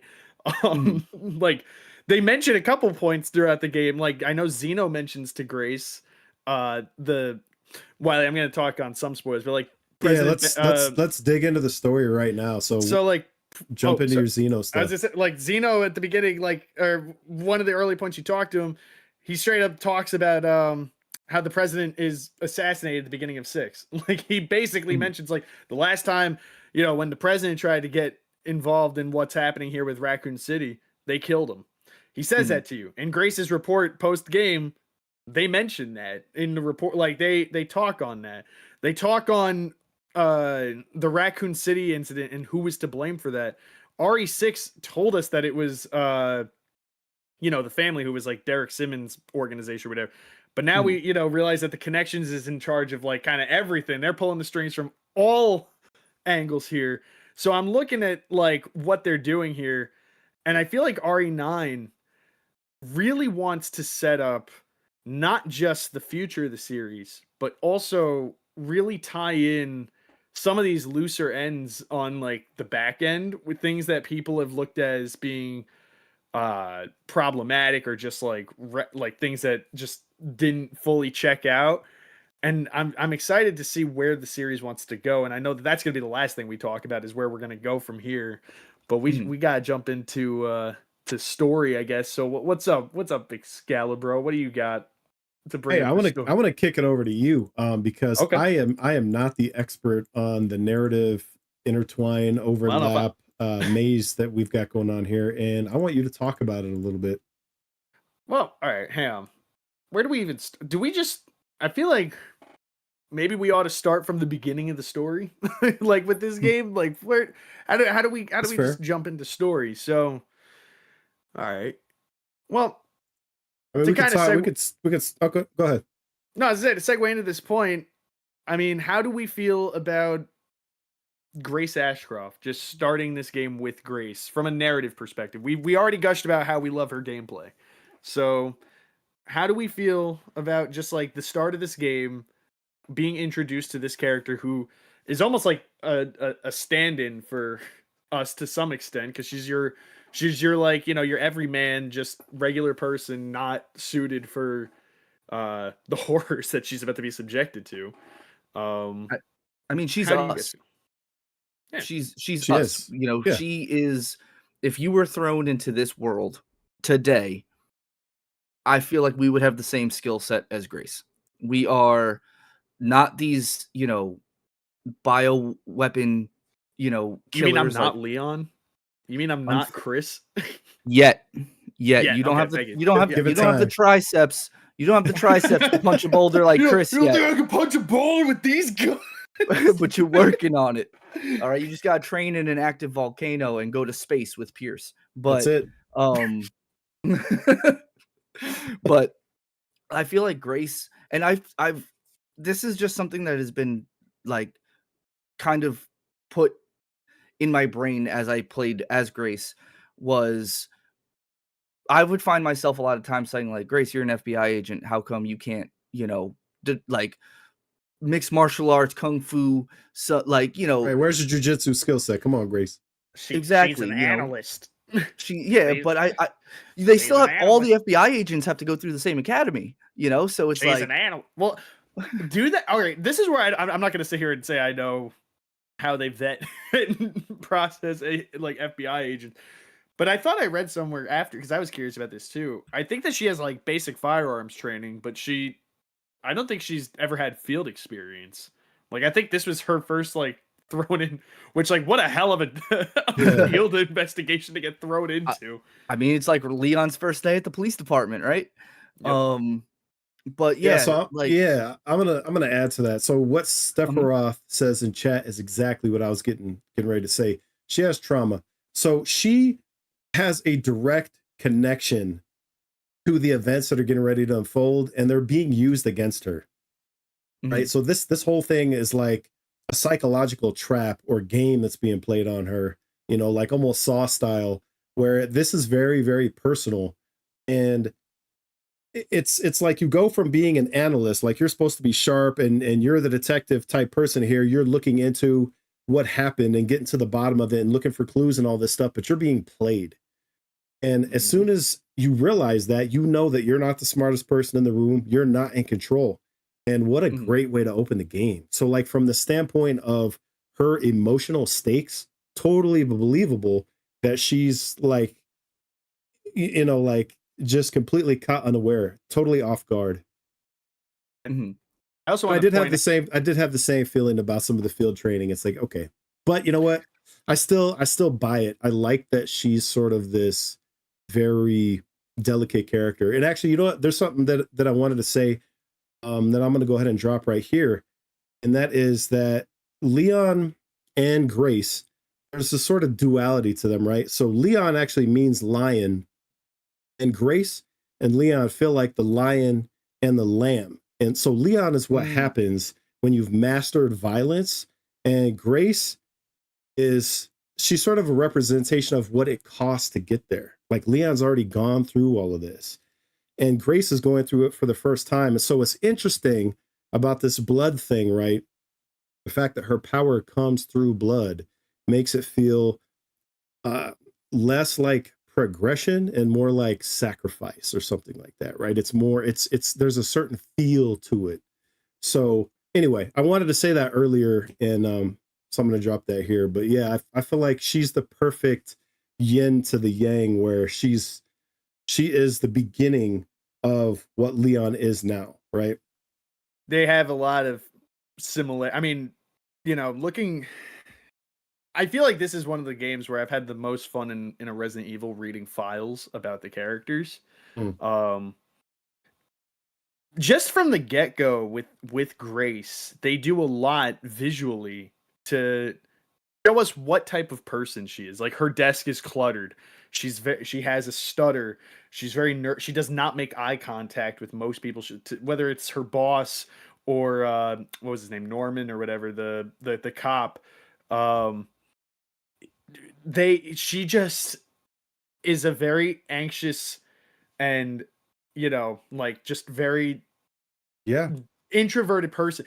And then you read the files, even the way that she talks to her mom is the same way. Like she's very much in her own world. Like this is her personality. Yeah, but she is a little bit more typical like teen in that. Like she's a late teen or whatever at that time. So she has a bit of a different edge to her. Clearly, like she wasn't traumatized yet, so that I think had a big effect on her. And also we know, and this is what I was saying about the files, more details about Grace that we learn just by like reading the files. She's a very introverted person to the point where she doesn't even have any other friends, which I think is a very interesting aspect to her character, that by the end of the game, she not only gets a friend in Leon, and even at the very end of the game, if we're talking spoilers, like we see them in that post-credits, they're on the phone together. Which I think is good for Leon too, because I don't think Leon, the parallel between these two, they don't have much of like in the way of just like your average like friends. Everybody that they're kind of talking to or connected with is always involved directly in the plot that's happening. And yes, I know about the wedding band. We're going to talk on that later. But as far as Grace is concerned, like hell, like even the plot before the plot starts, her characterization is crucial to just getting this plot kick-started.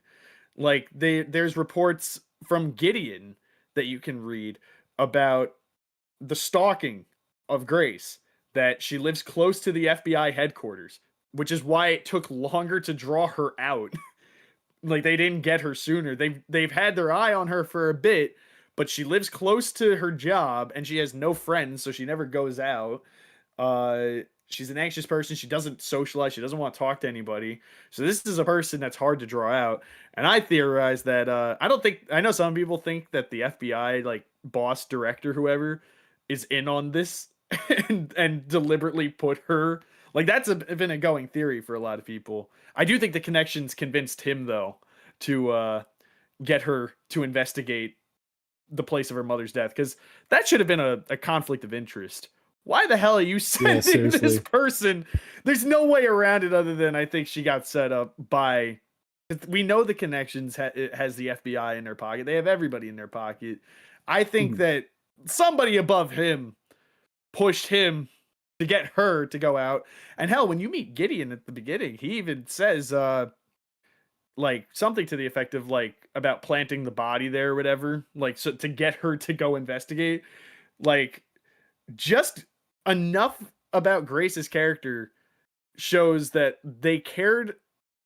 Like just seeing what they put into building this character and how her character defines the plot, I feel like is really nice to see, because I haven't seen something this, I feel like, carefully crafted in a long time with video game. I mean, I know we just did the great analyses on Rebirth and Remake, so, but those are looking back on games from like, 20 something, 30, almost 30 years ago. No, 30 years ago, almost now.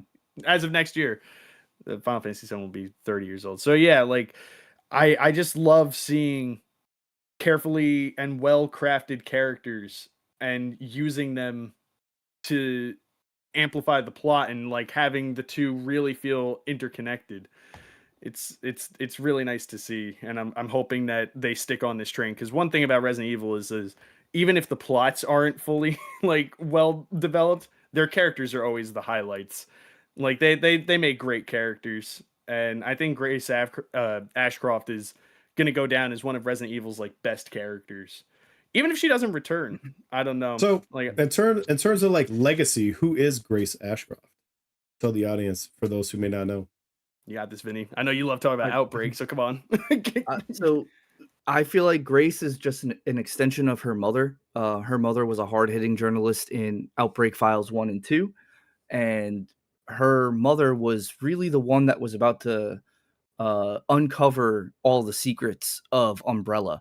So the missile attack on Raccoon City was kind of like a twofold thing. It'll cover up Raccoon City, but it'll also kill Alyssa Ashcroft as well. She ended up making it out. And as you can tell from like the beginning of the game, Grace was not privy to the information. It was obviously Alyssa protecting her daughter from that information, because, if they find out that Grace knows information about Umbrella, then, she's going to be a prime target. She ended up becoming a prime target anyway, but I feel like Grace is kind of like, the best way I could describe it is like, for those who understand Pokemon, you have your really good Pokemon with really good stats, and then you make it produce an egg, and then that baby Pokemon is going to have even better stats. Grace is kind of like, Grace is coming into her own at a more moldable place in the series. I think Grace will make an appearance again in the future. Really? That's I almost feel like she's not, which I don't know how I feel about.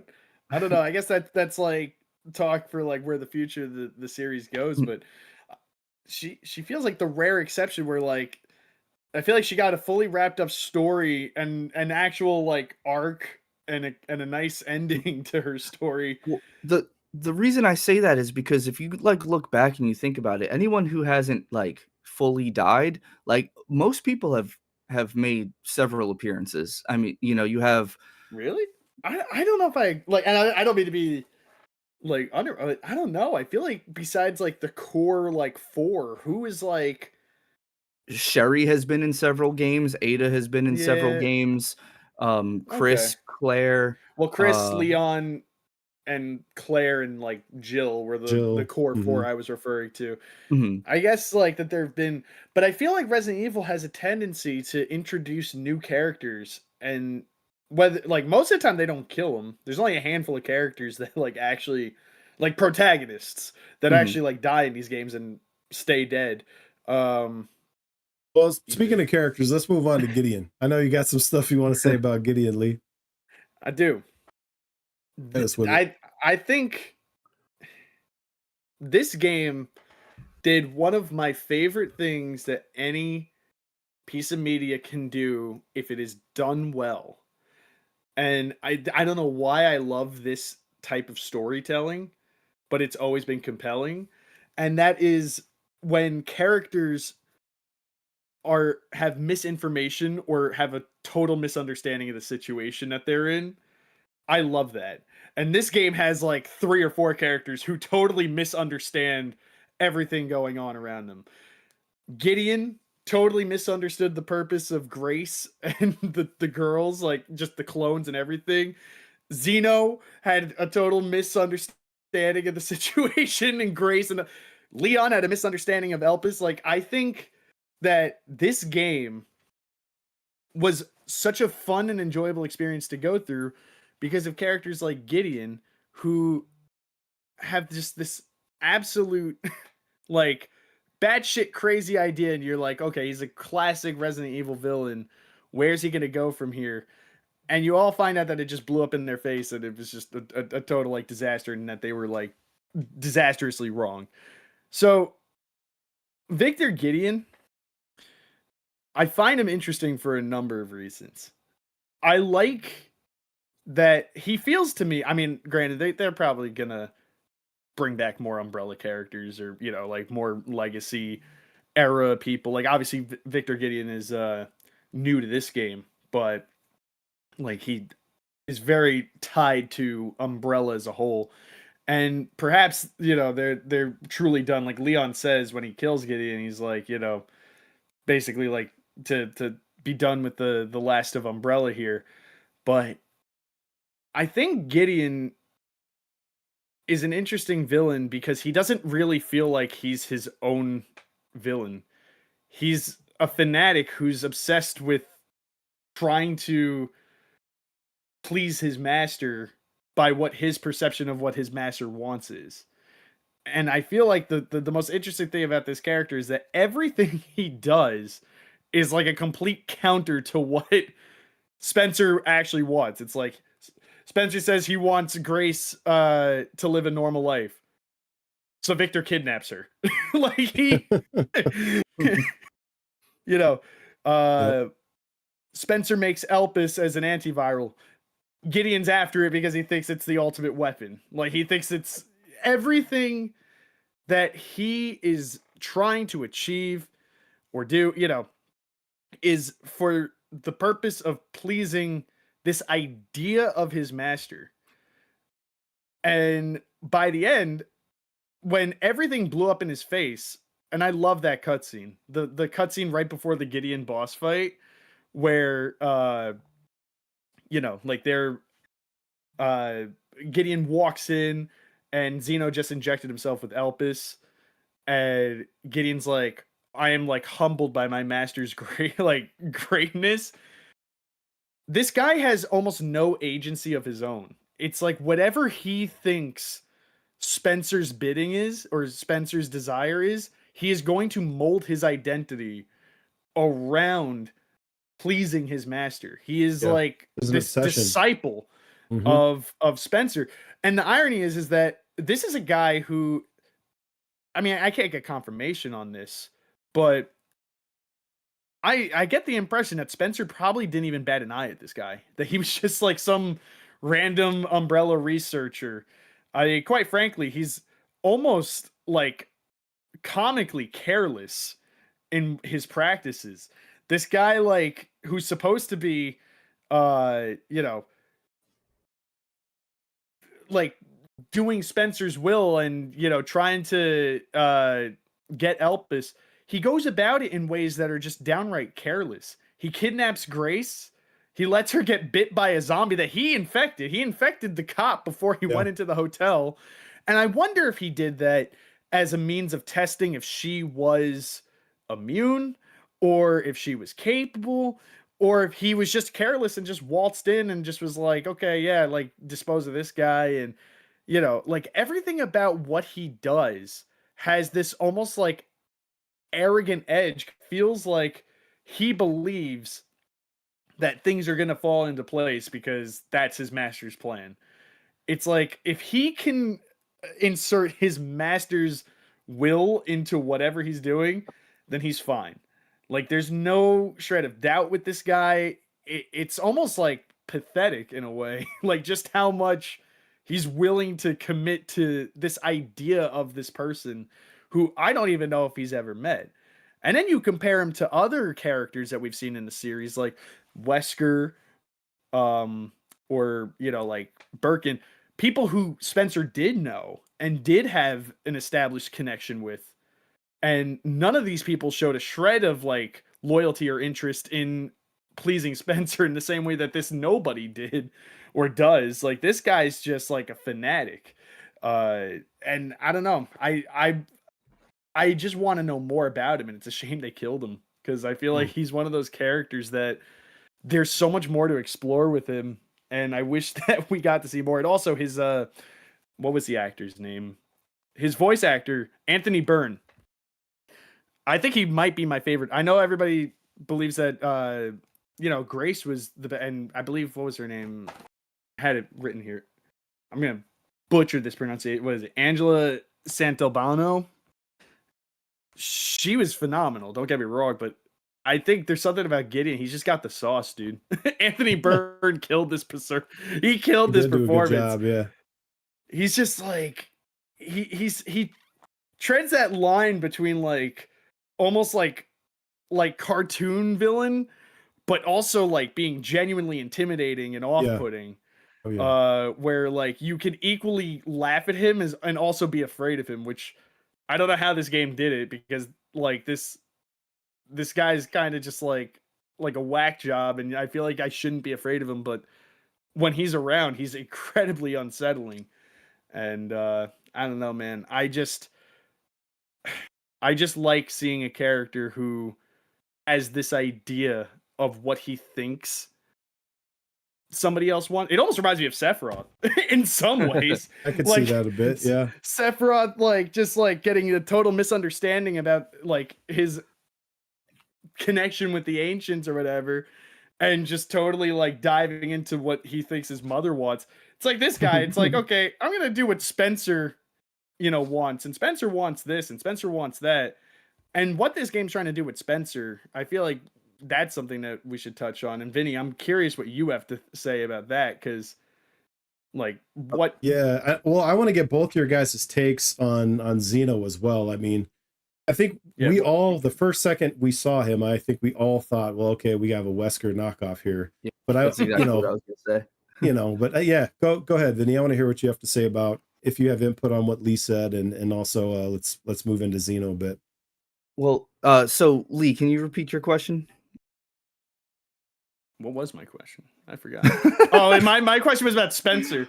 I said, what did you think this game was doing with Spencer? Like, how did you feel about what they were doing with Spencer? Because this Spencer feels very different than the Oswald Lee Spencer that we should be familiar with up until this point. But I'm also intrigued because I don't necessarily feel... I know a lot of people are kind of pissed that it feels like a retcon to his character, but I don't see it that way. And that's why I was curious where you stood with him. But are you talking about like retcon as in like, with him saying like he wants Grace to have a normal life, so it's kind of like retconning that he was more so just Elpis in general? But I guess we could touch on that when we get to the ending and the decision that you make, because I think that might be saved. Like, that conversation might be better to put a pinch on for now, and I guess we could jump on to Xeno. So, or if you have anything to say about Gideon. Well, so, I mean, I guess when we talk about, because like we have Xeno on the screen right here. So, I mean, everything about his character design for Xeno was just like Wiley said, like, okay, Wesker's back. We haven't had a true Wesker since 5.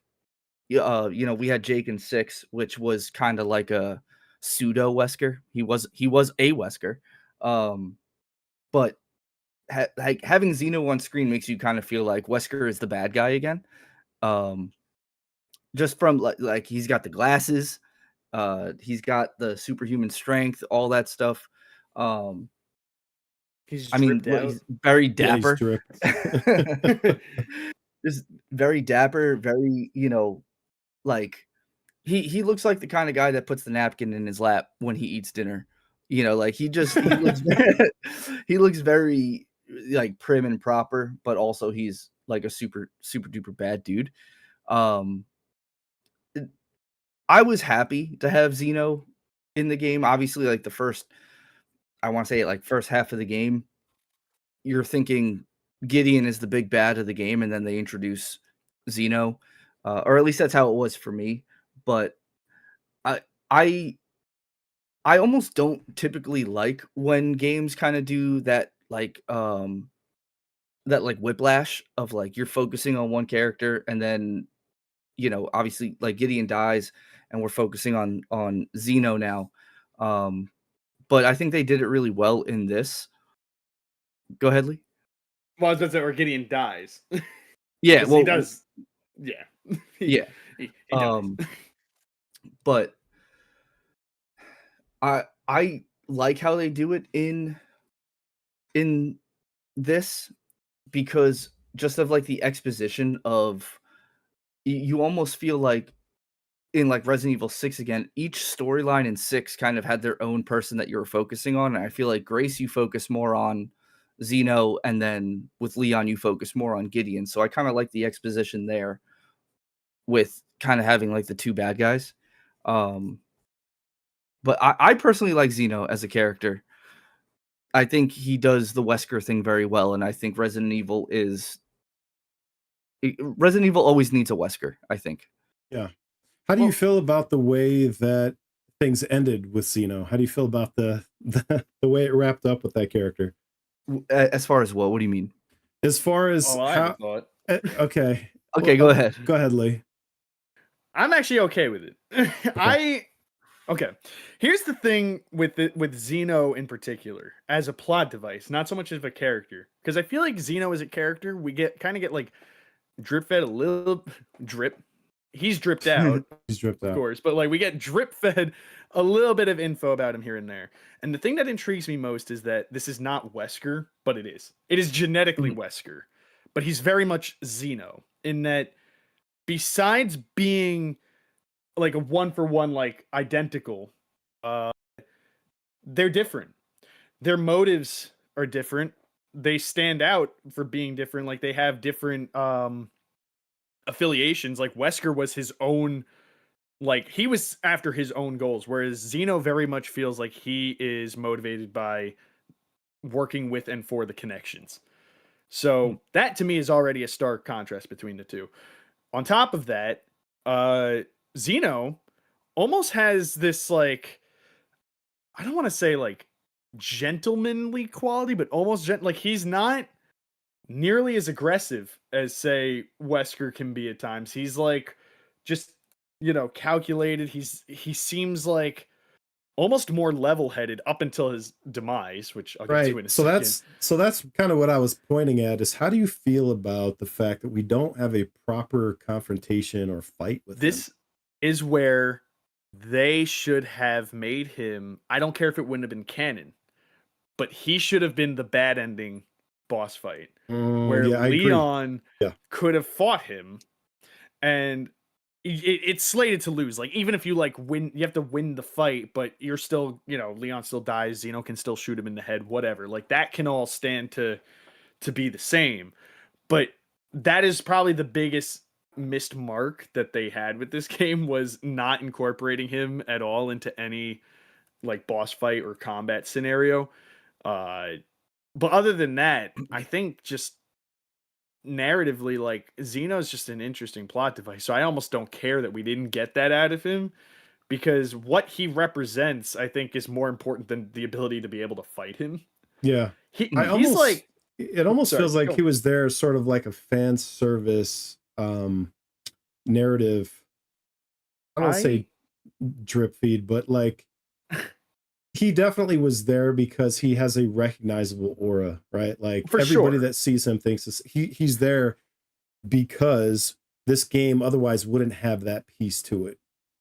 Well, I want to touch on that for sure Okay. with that like old. Well, sorry, I don't mean to cut you off, but No, yeah, no, it no. definitely wants to have that recognizability. I think though he kind of represents what a lot of the plots going after, which is the transfer of consciousness, and that's why I think Xeno's important because he's not Wesker. He just is a genetically identical person, but they are very It's a mirror. personality It's a wise mirror different. story to the story we're seeing right here with the girls. Well, that like seeing what. Well, yeah, for sure, because that's a big part of that plot is consciousness and trying to transfer consciousness between beings.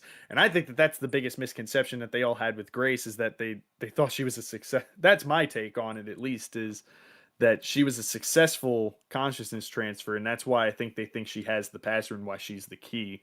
But that's a whole other point. I think with Xeno, what makes me so interested in him is that is he the only one? Is he the only person? Like I'm not fully convinced that Xeno's the only like Wesker clone out there. If they were successfully capable of making all these girl clones, Yeah. and if they were able to make a Xeno, So in a way, it feels like it could be a setup for something down something the road. else. Mhm. Like does Xeno like what's his position in the connections? He clearly has authority. So I almost wonder like are there other Xenos who act as like and they're not Xenos. They would have their own names and personalities. Like this guy is an earring. That like I joke around cuz like when I first saw him I'm like why is Wesker got an earring? But it made me think. I'm like, okay, why does this guy have an earring? Like, this guy very clearly cares about his appearance. Look at the coat, look at his like Yeah, it's a three-piece suit, choice. and the Yeah. he's deliberately choosing. And this is where it's important in the good ending, where Victor straight like after Zeno injects himself with Elpis, which that's the most Wesker thing he could have done was Mhm. play himself by being so overly confident that he just had to inject himself with the thing he thought was going to be a super weapon, but turns out it wasn't. Uh, Zeno immediately starts like backlashing and saying like that Victor was just a means to an end and that Spencer was just a means to an end. And what does Victor say to him? He calls him an imitation. He's like, "You're nothing but an imitation." And the look on his face when he gets told that, like, I don't know if you guys caught that, but he is like shook to his core. Like Dessert. you could Yeah. tell, you could tell that hurts him. So clearly, this is not a guy who wants to be compared to Wesker. This is a guy who wants to stand on his own 2 feet, Yeah. He wants but to be he's him. like, he wants to be his own person. He is his own person, besides the fact that he shares the powers and the visuals of Wesker. But it makes me wonder if the connections were capable of cloning somebody like Wesker, where does it end? Like, is this going to be a recurring person that we can see in the future? Are we going to get more of this? Because it feels like that's the impression I'm getting. I don't think they would have killed Xeno if Xeno was the only Xeno. You know what I mean? If Mm. he was the only clone of Wesker, because I feel like that would just be wasted potential, which I think Yeah, a it's a lot missed of people feel with opportunity. this character. Right. And I don't think it Well, is. I think Xeno's dead, but I don't think the others are. I mean, we could talk about this for like legacy or future of the game, but I mean, if Resident Evil 9 was focused on Leon, I feel like Resident Evil 10 is going to have our Chris Redfield moment. Give me him And back. Yep. Chris Redfield's biggest enemy was Wesker, Mm-hmm. and and Xeno is a see what Wesker you're saying. clone, Yeah. Mm-hmm. and also Xeno and Wesker have the same voice actor. So Yes, they I do. don't think they would just give him. I mean, he's obviously a big role in the series, so I feel like we're gonna see a return of a Xeno, maybe not this Xeno, but a Xeno in Resident Evil 10, where Chris has his time to culminate the Well, Resident Evil this story. is seed planting, is what you're saying. It's pointing forward to the climactic battle that we're going to see between Chris and not Wesker. Well, Right? Maybe this maybe not a volcano this time, but something else. this brings up the question: will they ever succeed in consciousness transfer? Is this because if they manage that, And they're kind of planting this idea that that's like it's what the Connections wants. And that would be your ticket to bring Wesker back. Now, whether or not I think that's a good idea, I don't know. I'm okay with Zeno because he's not what. Now, mind you, Wesker and Chris are my two favorite characters. So, like, if done well, I would absolutely love to see like that executed. But that's an uphill battle if you ask me. Like, I feel like having Wesker die where he died was fine. I think Capcom regrets it because they disposed of their greatest villain that the series had. But I mean, so whether you like 6 or not, 6 exists, which means Jake Wesker exists. So there's still a lot of stuff that they can do with Jake versus characters. his dad. I want to see that. Jake versus or Jake and his dad versus Chris. Yeah. No, dude. Jake's hold on now. Jake didn't go through all that shit to be a bad guy in the end. We got to see him and Sherry. We got to see them reunite. But you know what would be interesting?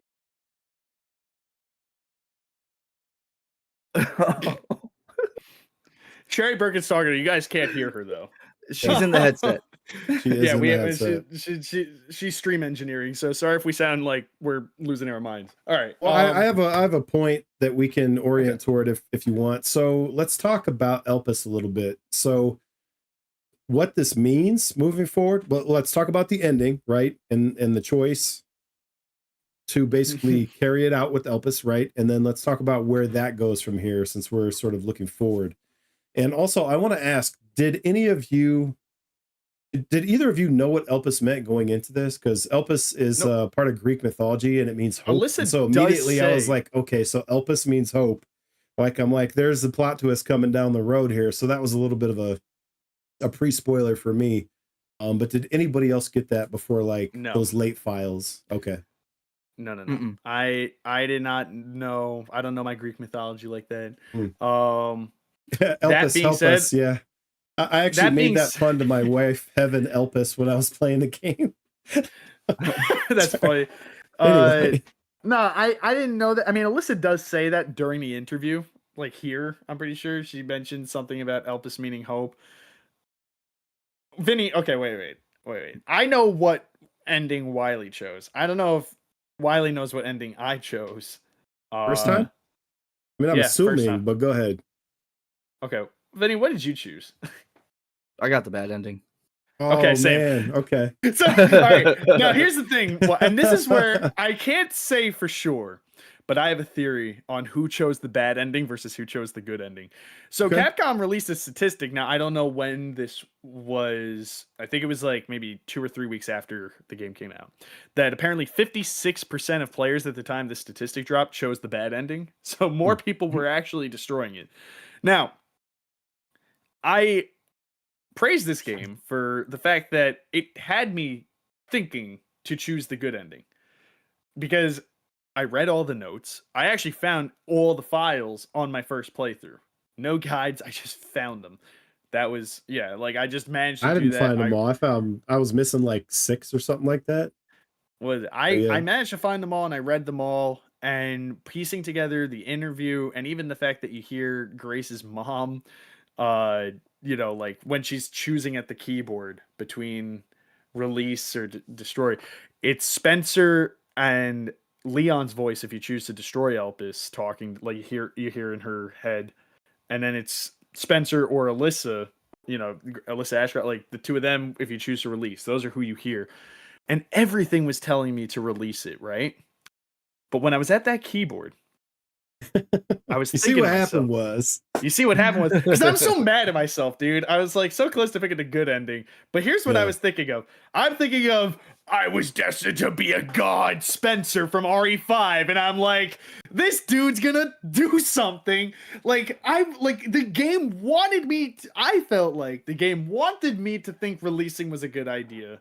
Yeah, it does. And I'm like, but then that's what made me choose the bad ending because I'm like, I was like, am I really gonna release it after when this dude died? All he talked about was how he was destined to be a god, and then I was just like, man, Like, I'm gonna trust that guy's vision? Like, I'm gonna trust the guy who caused like every problem in the series thus far? Am I really gonna do that right now? And you're supposed to. So I'm a little pissed that I played myself. Like I thought so hard. I want it on record. I thought too hard at this point that I convinced myself that the game's foreshadowing and plot points that were pushing me to make an educated decision were trying to rug pull me.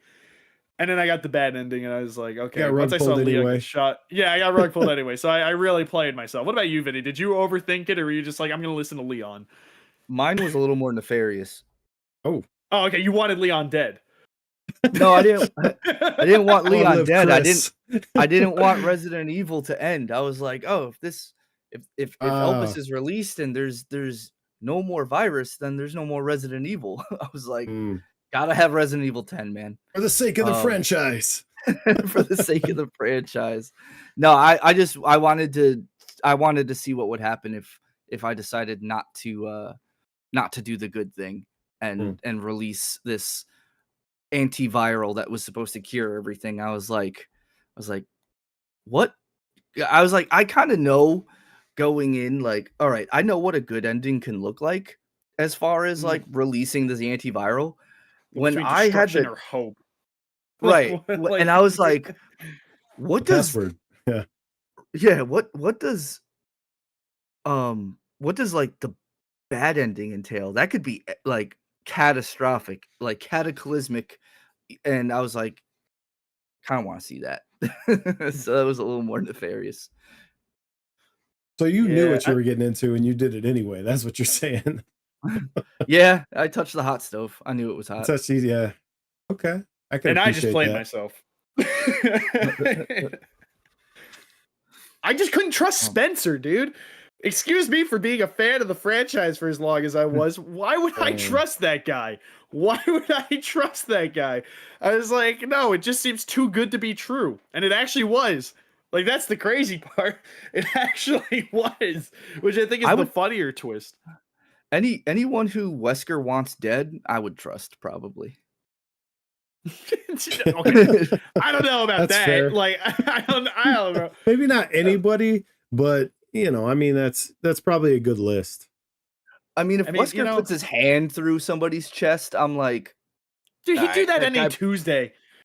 Like, yeah, but I probably trust. I could probably trust every person Wesker has put his hand through. So, All right. I guess there's something to be said for that. Now, Wiley, you are the outlier here. You actually chose the good ending because you read into what the game was telling you. I can't hear you, Wiley. I can't hear you, Wiley. I muted myself. All right, I'm back. Nice.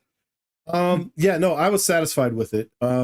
I was very happy with the outcome because, I mean, you look at the whole game, the power dynamic is in the favor of Leon, and this is like the one time where Grace can save him. She's the only one that can save him, and so it shifts back.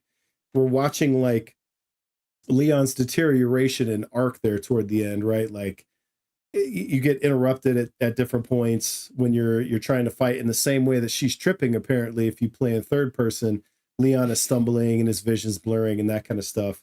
And so the payoff really is just that she is his savior. And I don't know, man. I really like the payoff. And so once I deduced that, like, oh, this is the good ending, it was like, well, this is going to save Leon. Once you know what it does, then all right, your boy's going to be just fine. And it's sort of like, it's kind of like he hands her Requiem at the beginning, right? And then she hands him Elpis at the end. So I really liked a lot of the story symmetry there. I think that now that I'm like, after what I just said and what you just said, it makes me feel like it makes total sense that Leon would ultimately lead to a decision that would result in his own death. In his own death, yeah. Because yes, and now that because I'm like thinking about it, I'm like, why would I trust Spencer? Grace has no real I mean, she is an analyst for the FBI. I'm sure she has like some idea of of Spencer to some extent, but like, you know, it's not like he's a secret at this point. Like the world is familiar enough. I mean, if you read the Grace report, there were trials after Umbrella fell and Raccoon City was bombed that we know like that a lot of this stuff came to light. But Grace almost comes from the perspective of having no prior stakes in the plots that we've experienced for 30 years now.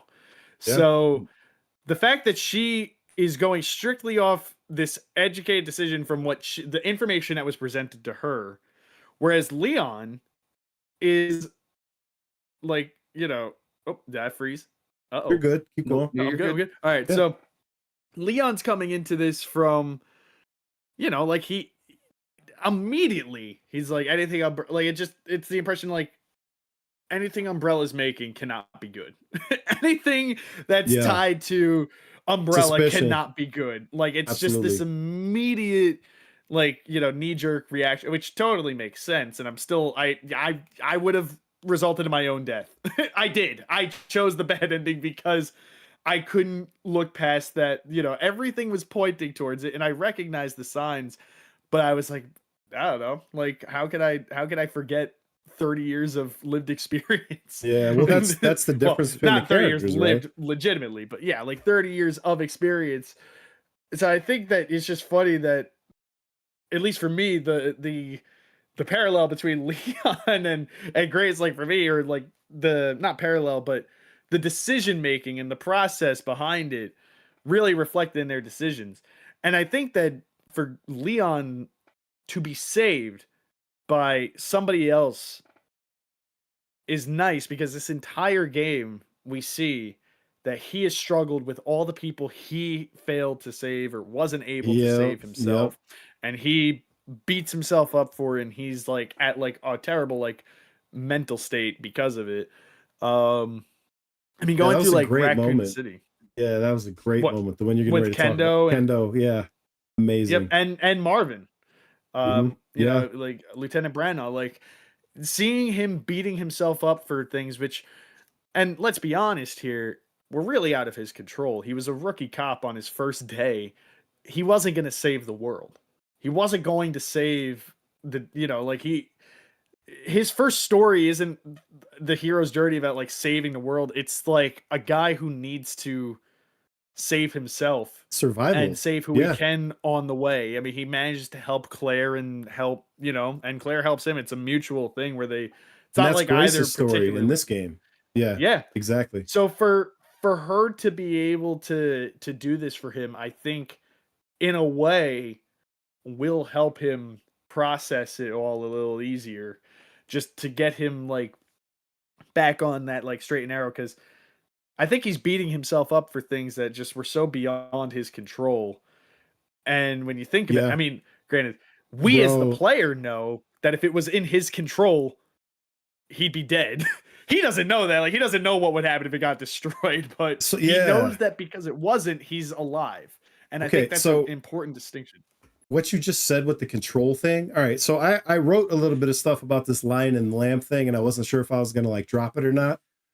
But after some of the stuff that you just said, I got a couple notes in here that I want to share. So this is about the duality of the characters. So I'm going to dig in a little bit further on basically what you just said, and I'm going to touch on that control thing. So Leon versus Grace is like power versus sacrifice. Leon is power that's stabilized. Grace is power that's paid for or that's in the process of paying for itself. So Leon represents mastery over violence.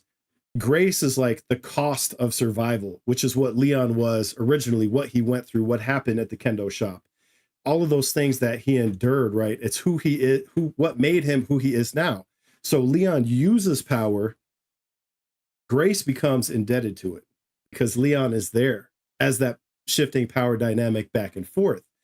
And her blood upgrades reinforce that survival is not free, it's transactional. So, and then we have this illusion of control, right? Leon, the lion, looks like he's in control, and the lamb, Grace, reminds you that nobody's in control. Leon feels like control is earned through experience, through all this stuff that he's been through. Grace exposes how fragile that control actually is. Leon, what he wants to do in the end with Elpis would literally kill himself, right? So Grace is what Leon used to be before he learned how to hide his fear, before he confronted it, before he went past it. How many layers past it, right? So then you have this idea of innocence versus literal corruption. But I mean, both of them have been infected. The lamb, Grace, right, is innocence, vulnerability, humanity.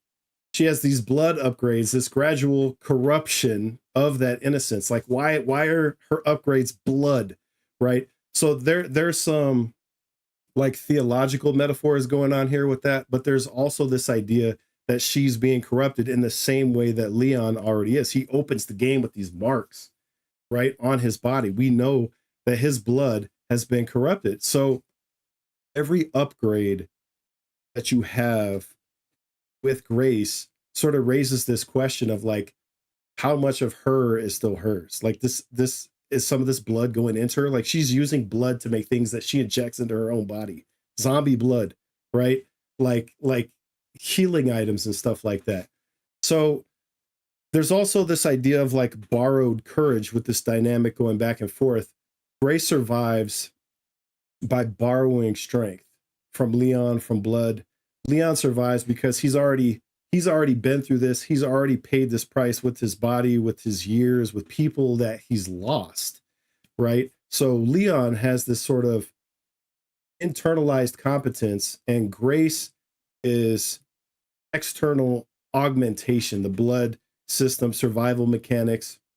And so Leon is what survival turns you into, and Grace is what it takes to get there, right? So in that same note, you have sort of this predator and prey thing. Over due course, Leon becomes the predator. He started as the prey, just like Grace is the prey here. So Leon, in this game, he moves through spaces like a hunter. He's cleaning everything up. He's got all the weapons. He's got all the upgrades. Grace moves through the spaces like she's being hunted. She is. She's moving through areas controlled by Trunk and the girl, and in places where you're really meant to run because you can't always win. You can't actually kill the girl until the moment you're meant to. And so there's this shift that happens, and that contrast sort of reinforces that fear is not necessarily about the environment, right? Because this character has a totally different relationship to fear than this character in the same environment. So it's about your relationship to the environment, not the environment itself. And then, yeah, I mean, I could keep going. No, but, you said something super interesting when you said the shift and the contrast, because touching on everything you just said made me think of another really interesting parallel with these two, and it's the process of trauma and how they process trauma. Yep. That's my next point, bro. Is violence as identity, bro. Yeah. Go ahead. But just like the fact that when you said the shift, like these are two characters who have dealt with deeply troubling and traumatizing things in their past, but they both embody that trauma in an incredibly different way, and yet find themselves in a similar situation. Grace is a traumatized individual who is like very clearly emotionally and mentally traumatized. She stutters, she can't make eye contact, she's timid, she's lonely. Yes. She is a person who embodies trauma in that like personalized way. It's very internal trauma. Whereas like with Leon, I feel like this game does something clever with the story. We touched on it earlier with the illness, like the Raccoon City survivor illness. His trauma wears itself almost like literally on his sleeve. Like he wears the trauma and he utilizes the trauma in a way, because his trauma is in the form of like inability or being incapable. He doesn't want to live that trauma again. He's lived through that. So he is a capable, he's a unit. And in the game, they want to show this idea that the trauma of the events, not only by having him revisit the places of these traumas, but also just showing how events from 30 years ago, or 20 whatever years ago, how they're actually physically wearing him down now. Yeah. Still And they with him. shift through the game. I mean, as far as like Grace is concerned, like we were joking earlier about like missing shots with her. That's not necessarily because you're a bad shot as like Wiley or Vinny or Lee. It's straight up Grace has horrible aim because she's shaking. And her confidence builds throughout the game. So she forms her like this trauma and this like the lamb that you were comparing it to, like she hardens and like she becomes more determined, and it's why she's able to piece it together what she needs to piece together, and it's why she's able to come to the conclusion and the decision that ultimately will save Leon. Whereas Leon is the opposite. He started off the game, more like, like standing tall and firm, and his body takes a toll as the game goes on, and he's just by the end of the game he's hardly able to like stand. You're walking with him and it's a completely like clouded screen, and it's because all of this like past that he's got to process. It's like he can't process it himself, so it's almost like the disease has to process it for him. It's like it's catching up to him, and by the end these two shift in such a like a really clever and cool way where, granted, Leon's still going to be able to clear a room even when he's sick, and Grace still has to play methodically, but they go through this shift where, like, if it weren't for the journey and them processing what they did in the way they did, and the way they process these things in the ways that they do, results in their decision making. Yes. It's why Grace is able to truly save the day, and it's why Leon wouldn't have saved the day. Why what he did wouldn't have resulted in a greater change. And it's not because he is incapable, it's because he's unable to let that go. Like, just he needed to be humbled. They needed to humble the goat. But no, man, I'm just like this game does so many cool and interesting things, and I'm so glad to have experienced it, like really, like in the way that I did, even if I made the fucked up decision and got Leon killed, because I agreed with him, man. Because I let that trauma manifest in a way where I couldn't, I couldn't make a rational decision. Well, so that's what's interesting at the end, right, where there's that shift. So what is the lamb, right? The lamb is a sacrifice, but the lamb isn't just sacrificed, it's transformed through sacrifice. And in the end, Leon becomes the lamb. He's transformed through Elpis, which is hope, which is delivered through who? Grace, the lamb. So the lion lives again. And then what happens? You get this crazy boss fight, which is like a great finale. And it's against the nemesis. So again, another callback. Yeah. But there's a lot to appreciate about this. And from my part, it wasn't even like the details of the story. It was the narrative that is in how you play and in how the gameplay is delivered, and the difference between the characters, and just all of the subtle things that they put into the experience that aren't the like just plot. You know what I'm saying? Mm-hmm. Now, so I guess a good segue.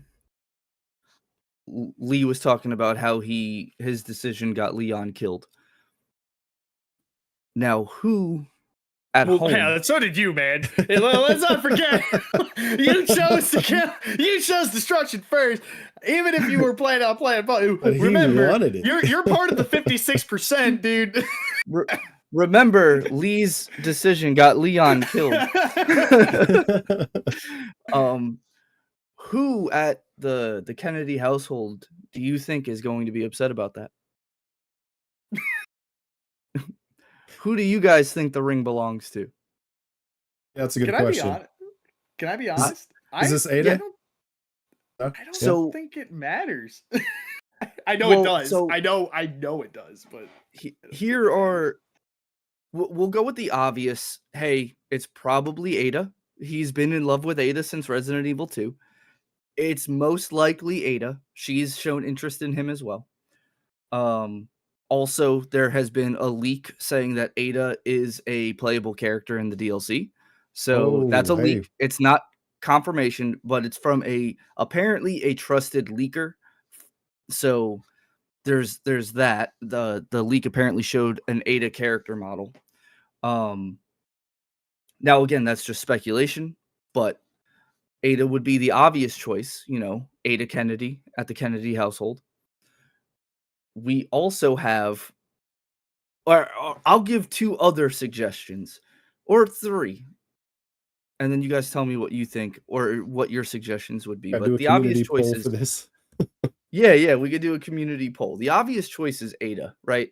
Everyone's been rooting for Ada to Leon and Ada to be a thing since Resident Evil 2. The second choice, I think, would be, Chris Redfield. The meme is Chris Redfield has been pushing to for keep the bloodline. Leon and Claire to keep the bloodline of the Redfields. So it could also be Claire Kennedy at home. We also have, I just from Resident Evil 4, the OG, there's Hunnigan, who Leon has shown. She retired, or she's not present. What happened?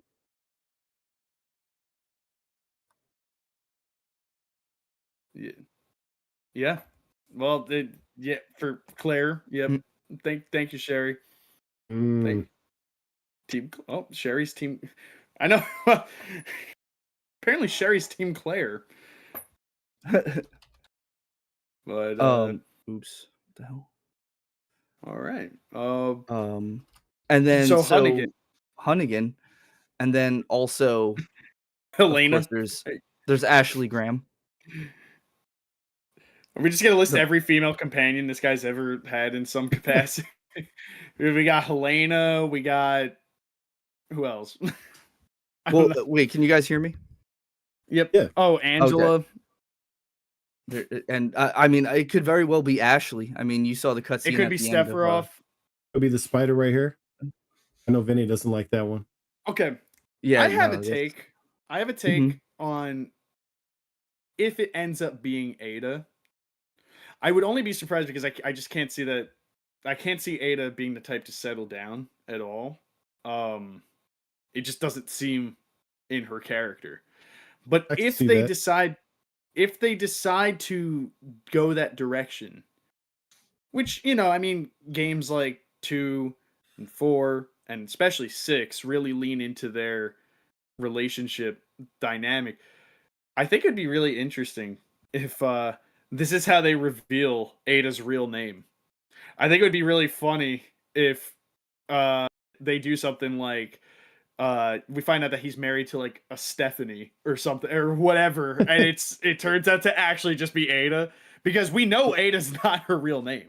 She's made that clear since 2 that it is a alias. We don't actually know Ada Wong's real name. As far as I know, I think it's just she's kept the name, or at least I suspect she's kept the name because that's like her like job name. It's like when you hire Post Malone. The guy's name's not Post Malone. It's just that's who you hire to play the event. She says it into. There's just nothing else to call her. Yeah, it's just it's just the name that like that the bills get sent to. Like she just needs something. So I would like for them to toy with that if they are going to go in that direction and have us think that it's some random woman and then it just turns out to be Ada and we find out her real name. Although I don't know if I want to know Ada Wong's real name, because I don't think any name would ever sit right with anybody if it's not. We know it's not Ada Wong. I can't imagine anybody wanting to call her anything but Ada Wong. Like that. Right. That's her name. Even though it's not her name. So I don't know. I believe, again, I wish I had the direct quote for this because I had a feeling we were going to talk a little in depth on this, but I believe it was the director, and if this isn't even a real quote, forgive me, guys. I'm but a man, but I'm but a man who has a job, and can't remember and keep track of all these director's notes. But if I'm not mistaken, there was a note or a comment from, I believe, either a director or writer, whoever, about how eventually there are plans to reveal who he's married to, but that we should just Mhm. be happy that he has someone to go home to. Like that this Mhm. isn't the That's important fair. part isn't so much that who it is right now. It's just it's That nice to know that he isn't alone. in this one. And it makes me happy knowing that because looking at like Grace's character and we see her talking to him on the phone at the end. I think I ultimately the most important thing is that these people have people. Like one thing I give a lot of props to with Capcom in the latest, or at least with Leon's story. Now, chat, I'm gonna say something that might get a gasp here and there. I really didn't care much about Leon as a character until like honestly 9 changed my opinion on him quite a bit. I love him in 2. I did not like him in the OG4 that much. I thought he was okay, and I know that's a really really minority opinion, but I'm not terribly like I was not like very invested in his character in 4. I thought the original 4 made him a little too goofy. He's very meta, and I wasn't terribly fond of him. And in 6, I think he has the least compelling story in 6. So as far as Leon's games go, he was a character that I always personally felt kind of was overrated.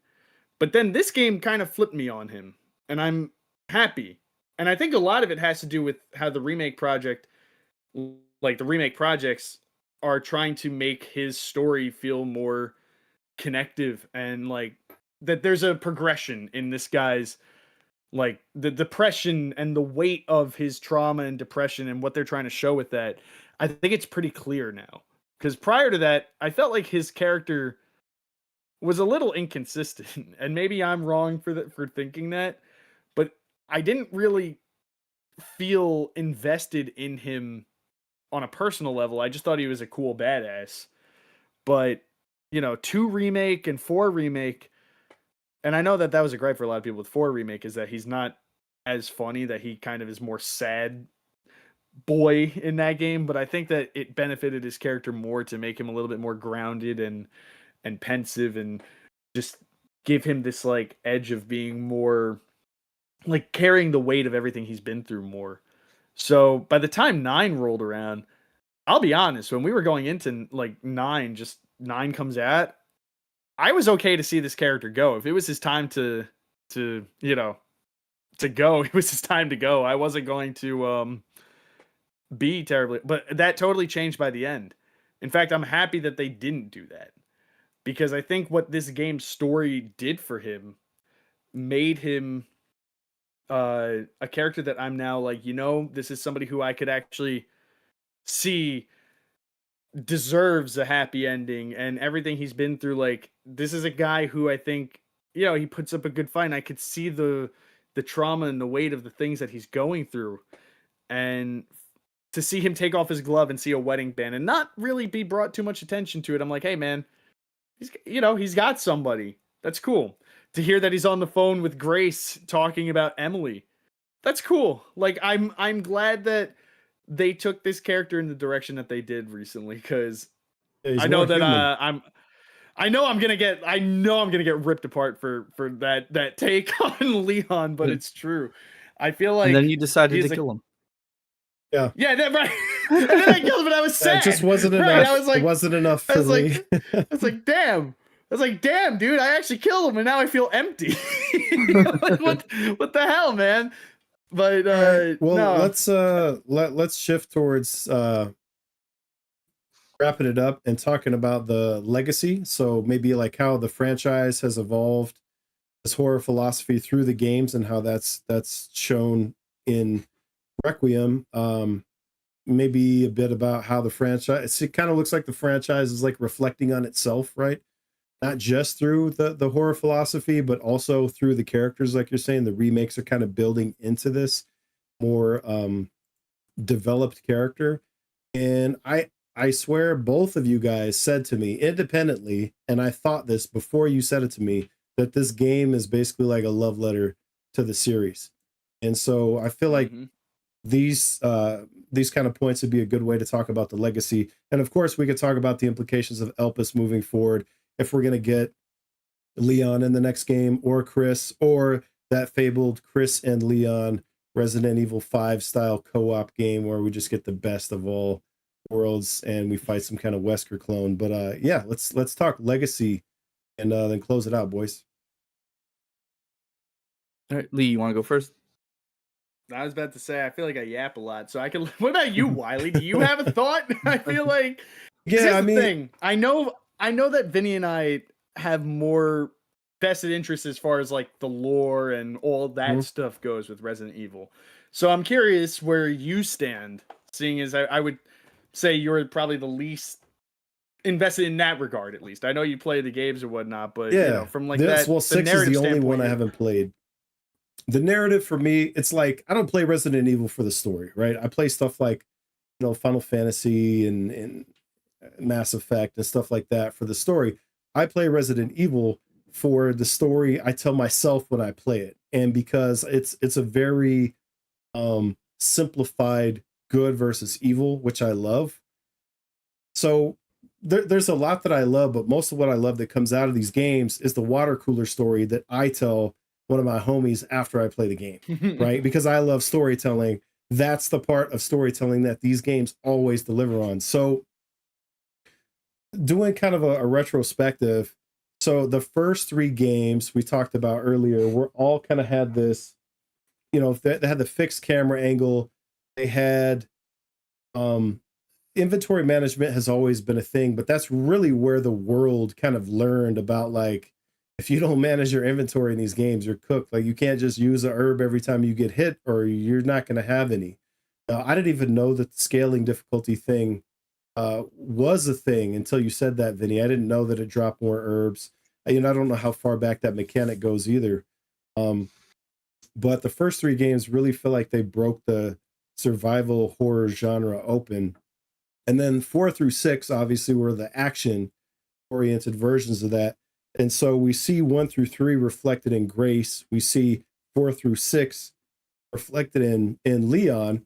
And then 7 was first person. And obviously they're using first person for Grace. I don't know about you guys, but I played that in VR. That's the only way I played that game. And that was horrifying in VR. And I loved every minute of it.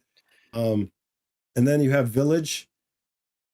And I really feel like sort of like 7 and Village were just kind of setting up the story framework, the Ashcroft angle, and some of the other things, some of the other visual storytelling elements that are really only used in these newer games. I think they were kind of just Requiem builds on everything that we've seen to this point, is really what I'm trying to say. And it feels very comfortable being all these games at once somehow. It feels natural. yeah, And I don't like know you how said it earlier, did yeah, it. it's like you said I don't earlier, know Lee. how I it don't did know it. if they'll be able to follow this game by doing something similar, or if they have to go back to a recipe I that's don't. more one or the other. I that's You know, that's the crazy part. I could not imagine, and it's because of how the dynamic of Grace and Leon works. Unless we're going to repeat that, but that would take away from what makes this game special. Like, are we right? just going to always have new guy and veteran No, in like? We can't do that every time because then it's like this game. That's why I said I don't know if lightning in a bottle is the best way to put it, but like this game is a culmination of everything that 30 years of a franchise was building towards, yeah, and it's perfect for what it is. But I just could not imagine this it's got to be one or the other, yeah. and you're gonna go back I to think, alienating fans. It's yeah, and crazy that this game achieved what it did. that's where I make my prediction. I do think that we're going to see Chris in the next game, and I hope that we also see Leon, and I hope we get that Resident Evil 6 that it was always meant to be in this next game, with something that just does something crazy. Like, you really have to increase the scale of the danger and the horror to make people feel it if they're playing as Chris and Leon, because you're going to feel so capable, especially if you played Requiem and Leon's in the next game. It's like, what does this guy really have to fear at this point? So it'll be interesting to see if they do that and how they step it up if they do. But I'm really interested in hearing your guys' thoughts. Vinny, you want to So chime in? Yeah, as far as Resident Evil 10 goes, I mean, the future, like you said, touching back on what you said to kind of give my exposition a little standpoint. Okay, hold on one You second. said, Can I throw this in real quick? This is my yeah, name yeah. prediction for 10. Resident Evil REX10. So it's Rex. So this is where Tyrant comes Rex. back and everything goes up because Rex is king, right? So this is the perfect time to really increase the scale of the villains. So yeah, I anyway. want to say something so bad about Rex, and I'm gonna say because of a previous Resident Evil, Tyrannosaurus Rex. Yeah. No, we don't talk about no, we don't talk about we don't talk about it. It's coming back. Talk about it. It's coming back, baby. Wiley, you No, you Lee, ready for it's this Vinny's Resident Evil time to 6 talk. playthrough? I was gonna say, you ready for that Resident Evil 6 playthrough? Because I don't think you're ready for that Resident Evil 6 playthrough. I'm not ready. Do we go to Jurassic Park? Because I'm not ready. Yeah. Okay. Kind of. All right. I don't know what Rex. All right. Sorry to cut you off, Vinny. Go ahead, brother. Yeah, go No, ahead. you're good. So 1 through 3, you have that horror aspect. 4 through 6, you have the actiony aspect. Right. 9 kind of, like you said, kind of gives Leon the culmination to his story, but Chris hasn't had his culmination, right? We left out 7 and 8 from the first 6, talking about that and how they tie into this game. 7 and 8, I feel like, are what's going to tie into 10, because we have Chris was the main, protagonist, mover, and shaker in the background of 7 and 8, right? Yeah. You have Chris Yeah. kind of heavily watching Ethan Winters and what he's doing. You get to play as Chris in Resident Evil 8. I was sick, by the way. Yeah, that was an awesome part. But so Chris, I feel like we need a culmination to the mold, right? And who's still alive? I mean, we have Mia, who's still alive. Ethan is dead. But then in Shadow of Rose, we see Rose as a teenager battling her abilities to try and live a normal life. So I feel like the future of this, like you guys said, this is special in the way of having, Grace and Leon kind of moving at the same time. I feel like we're going to have more with Chris because, Chris has something for Leon at the end of this. Leon can't find Chris. Yep. Chris, for all intents and purposes, might be doing something with Mia. I mean, not Mia, Rose. And Rose might be your playable character that is like Rose / Grace. And then so you have you're Chris pointing Leon. more toward the same, but with Rose and Chris for the next game, and then it would be, if we get that Leon Chris, it would be 11. I don't think we're going to get Leon Chris. I don't think we're getting Leon Chris not in 10. I think, like you said, we would get the Leon Chris in 11. Yeah. And I mean, I don't see them not doing, like, they did a lot with the mold, and I don't see them just abandoning that mold storyline. Okay. Oh, hey, Sherry.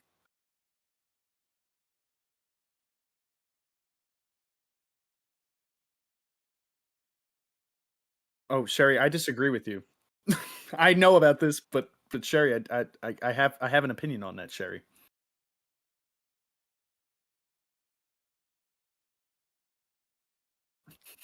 Sheva. Yeah, Shev. Okay, Sherry. Okay, Sherry. All right, Shira. All right, Shiri. Shiri. Shirai.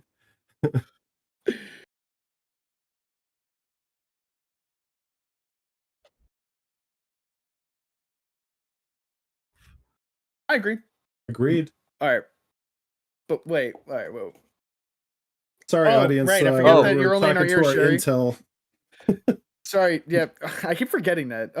So Sherry just told us that that they believe Resident Evil 5 will be the next step as far as remakes go. And then to which I said to Sherry that I actually disagree and I have an opinion on this. But I don't want to cut Vinny's point off yet. I think my Uh, point was pretty much made. I think 10 is going to be more based around Chris in the mold and giving that a culmination there. Maybe see more from Rose. Yeah, I could I definitely think see that's where that. we're heading. I could definitely see all that. right. So to jump onto the, because I'll say my point, but just to jump onto what Sherry was saying about Resident Evil 5 being the next possible step, I disagree. There's been rumors that Resident Evil 5 is going to be the next remake. Now, mind you, I'd be elated. I love Resident Evil 5. I do think it's a little early. Like, if we're already in the prospect of remaking 360 PS3 era games, then I feel like that's crazy. But besides that, I think uh the reason we can't go to 5 yet is because 5 is where we see the death of Wesker. And if we look at what people who have only played the remakes, which there's a lot of fans out there who have only got introduced due to the remakes, and this is fine, but what do they know of Wesker? They saw Wesker in Resident Evil 4, and they know he's a villain, but like to jump from 4 to 5, I feel like it's just going to be weird. It's like a background villain who was just pulling the strings, and now we're going to just take him out in the next game. I feel like the direction that they might want to go next is let's build on Wesker as a character. And we have like 3 games that Wesker's prominent in that have yet to get a modern remake. I mean, Resident Evil 1 does have a remake, technically, and it's a phenomenal remake, but it's not a modern, over-the-shoulder style remake like we've had for the other games. And you have Code Veronica, and you have Zero.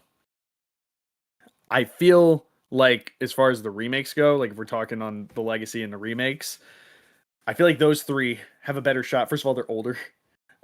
They stand more likely for a remake on that merit because they are all older titles. They're still like the need it more. PS1 era. Yeah. And need it more. They just need a modern touch.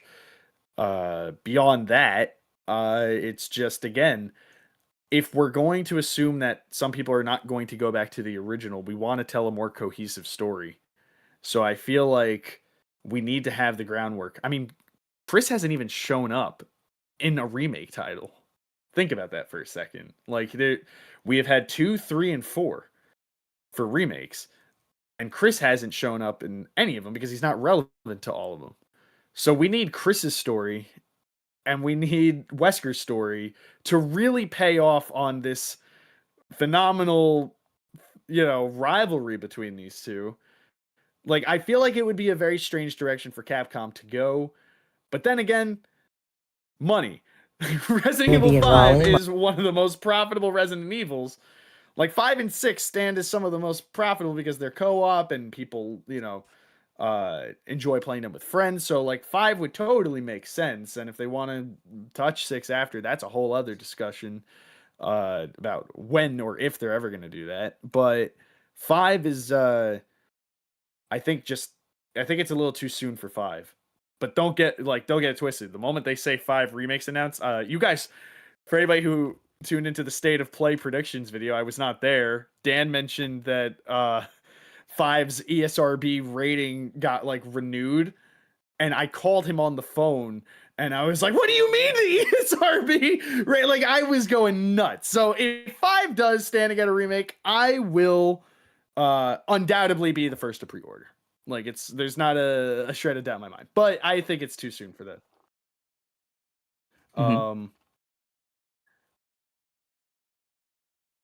What was I going to say though? Mhm. I had something in mind. Oh, right. Moving on. I mean, unless we have anything more to say about Resident Evil 5 remake, because I was going to move on to what I was going to say about the legacy. Oh yeah, go ahead. On the legacy. All right, I guess we can move on. Yeah. All right. As far as where this game like ends, I mean, I feel like they're setting up something with Chris. Okay. Like, Can I cut you off real quick? Yeah, cut me off. So Sherry has updated me on my PDA, and I have information from the voice actress of Sheva when she has apparently posted a video of her, the voice actress for Sheva, walking down the street And the caption to the video says, "When you know something but you can't say anything about it." So that might be something. I will concede that I can be wrong. I would like And to if I want to be formally like, disagree with Lee. no, but all right, hear me out. She can know that it's in development. Doesn't mean it's going to be the next game to get a remake. That's fair. You know, That's fair. That's fair. you know, like we have no idea if they've been cooking on Code Veronica or 0 or 1. So even if 5 is like getting developed or in development, you know, they still have time to possibly. I'm gonna throw it out there. I just think it would be weird to go from 4 remake to 5 remake, since none of the remake games have even done any. I mean, for example, if you're like for Leon's story, if you play 2 remake and then 4 remake, you've gotten a natural progression of his story. Jill, you would have benefited from having Resident Evil 1, but like Resident Evil 3 is an okay place to start. I feel like 5 is a very weird place. And granted, that's where I started with the series, as we talked about, but I get what you're saying. it just is a very weird place to start. It's like the end of their it's the end of their story. So to jump to that next, we haven't seen Chris in a remake. We saw Wesker as the background villain of 4 like he is. It just seems weird. But that's my take. I think Capcom considers what they did with Resident Evil 1 to be a remake, though. I don't know if they're going to touch that again. I don't know. I mean, listen, Resident Evil 1 remake, like or I don't want to say it like that because that sounds like a modernized remake, but like the remake of Resident Evil 1 is a great remake. If anything, I think it's one of the best remakes of a game that's ever been made. It has like all the heart and soul of the original game. It's just visually better, and they add more content. You can't ask for a better remake of a game, especially when you compare it to like Resident Evil 3 remake, where people complain that myself they included, took everything out of it. They cut everything that made Resident Evil 3 great, and they totally mischaracterized Jill. I mean, Carlos is cool. I'm glad Carlos got like. I'm glad Carlos got love. All right, so. Anyway, point is, I want to just end with my actual thoughts on the legacy thing. As far as where this series is going to go from here, I think we stand for maybe some more content in regards to. I mean, we know that story DLC is coming, so Chris stands as a good character. I think that there's a few things that they can touch on here. I'd love a commander like you know in Resident Evil 2 remake with Hunk, where you leave with him and you have to bring the G like the G virus to extraction. I'd love to see that with the commander, because I don't think he's dead. I want to see the commander escaping with his wound gash. Like, there's a lot of fun they can have. But as far as where we take the series, I think that for now, the next like place to go really is just, I think it's just seeing where we're going from the ending. Like I don't know where's Chris? Okay, I'm just gonna cut to the point. Where's Chris? Give me Chris. That's all I want. That's my legacy point. Give me Chris. I think we're good. Fair. But any other closing thoughts, fellas? Should have worn a helmet. Should have worn a helmet. Should have worn a helmet. All right. All right. My only closing thought. Wait. Oh. Okay. I got one closing thought actually. Because we didn't say it before, but I need to say it now. Say it. The introduction to Xeno is going to stand as one of the greatest cutscenes I've seen in a game. I just want to point that out there, because I know we were talking about him and how there's maybe missed potential, but man, I gotta say, I don't think there's a cutscene in a game that got me more hyped than that freaking cutscene, dude. The possibilities that are reeling, and now all this talk about where we're gonna go from here. This idea of these Wesker clothes, or possibility of that, where we're taking the story.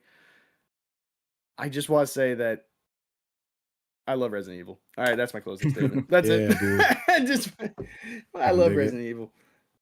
Let's go. All right, well, that's a wrap on tonight's Warriors of Hype podcast.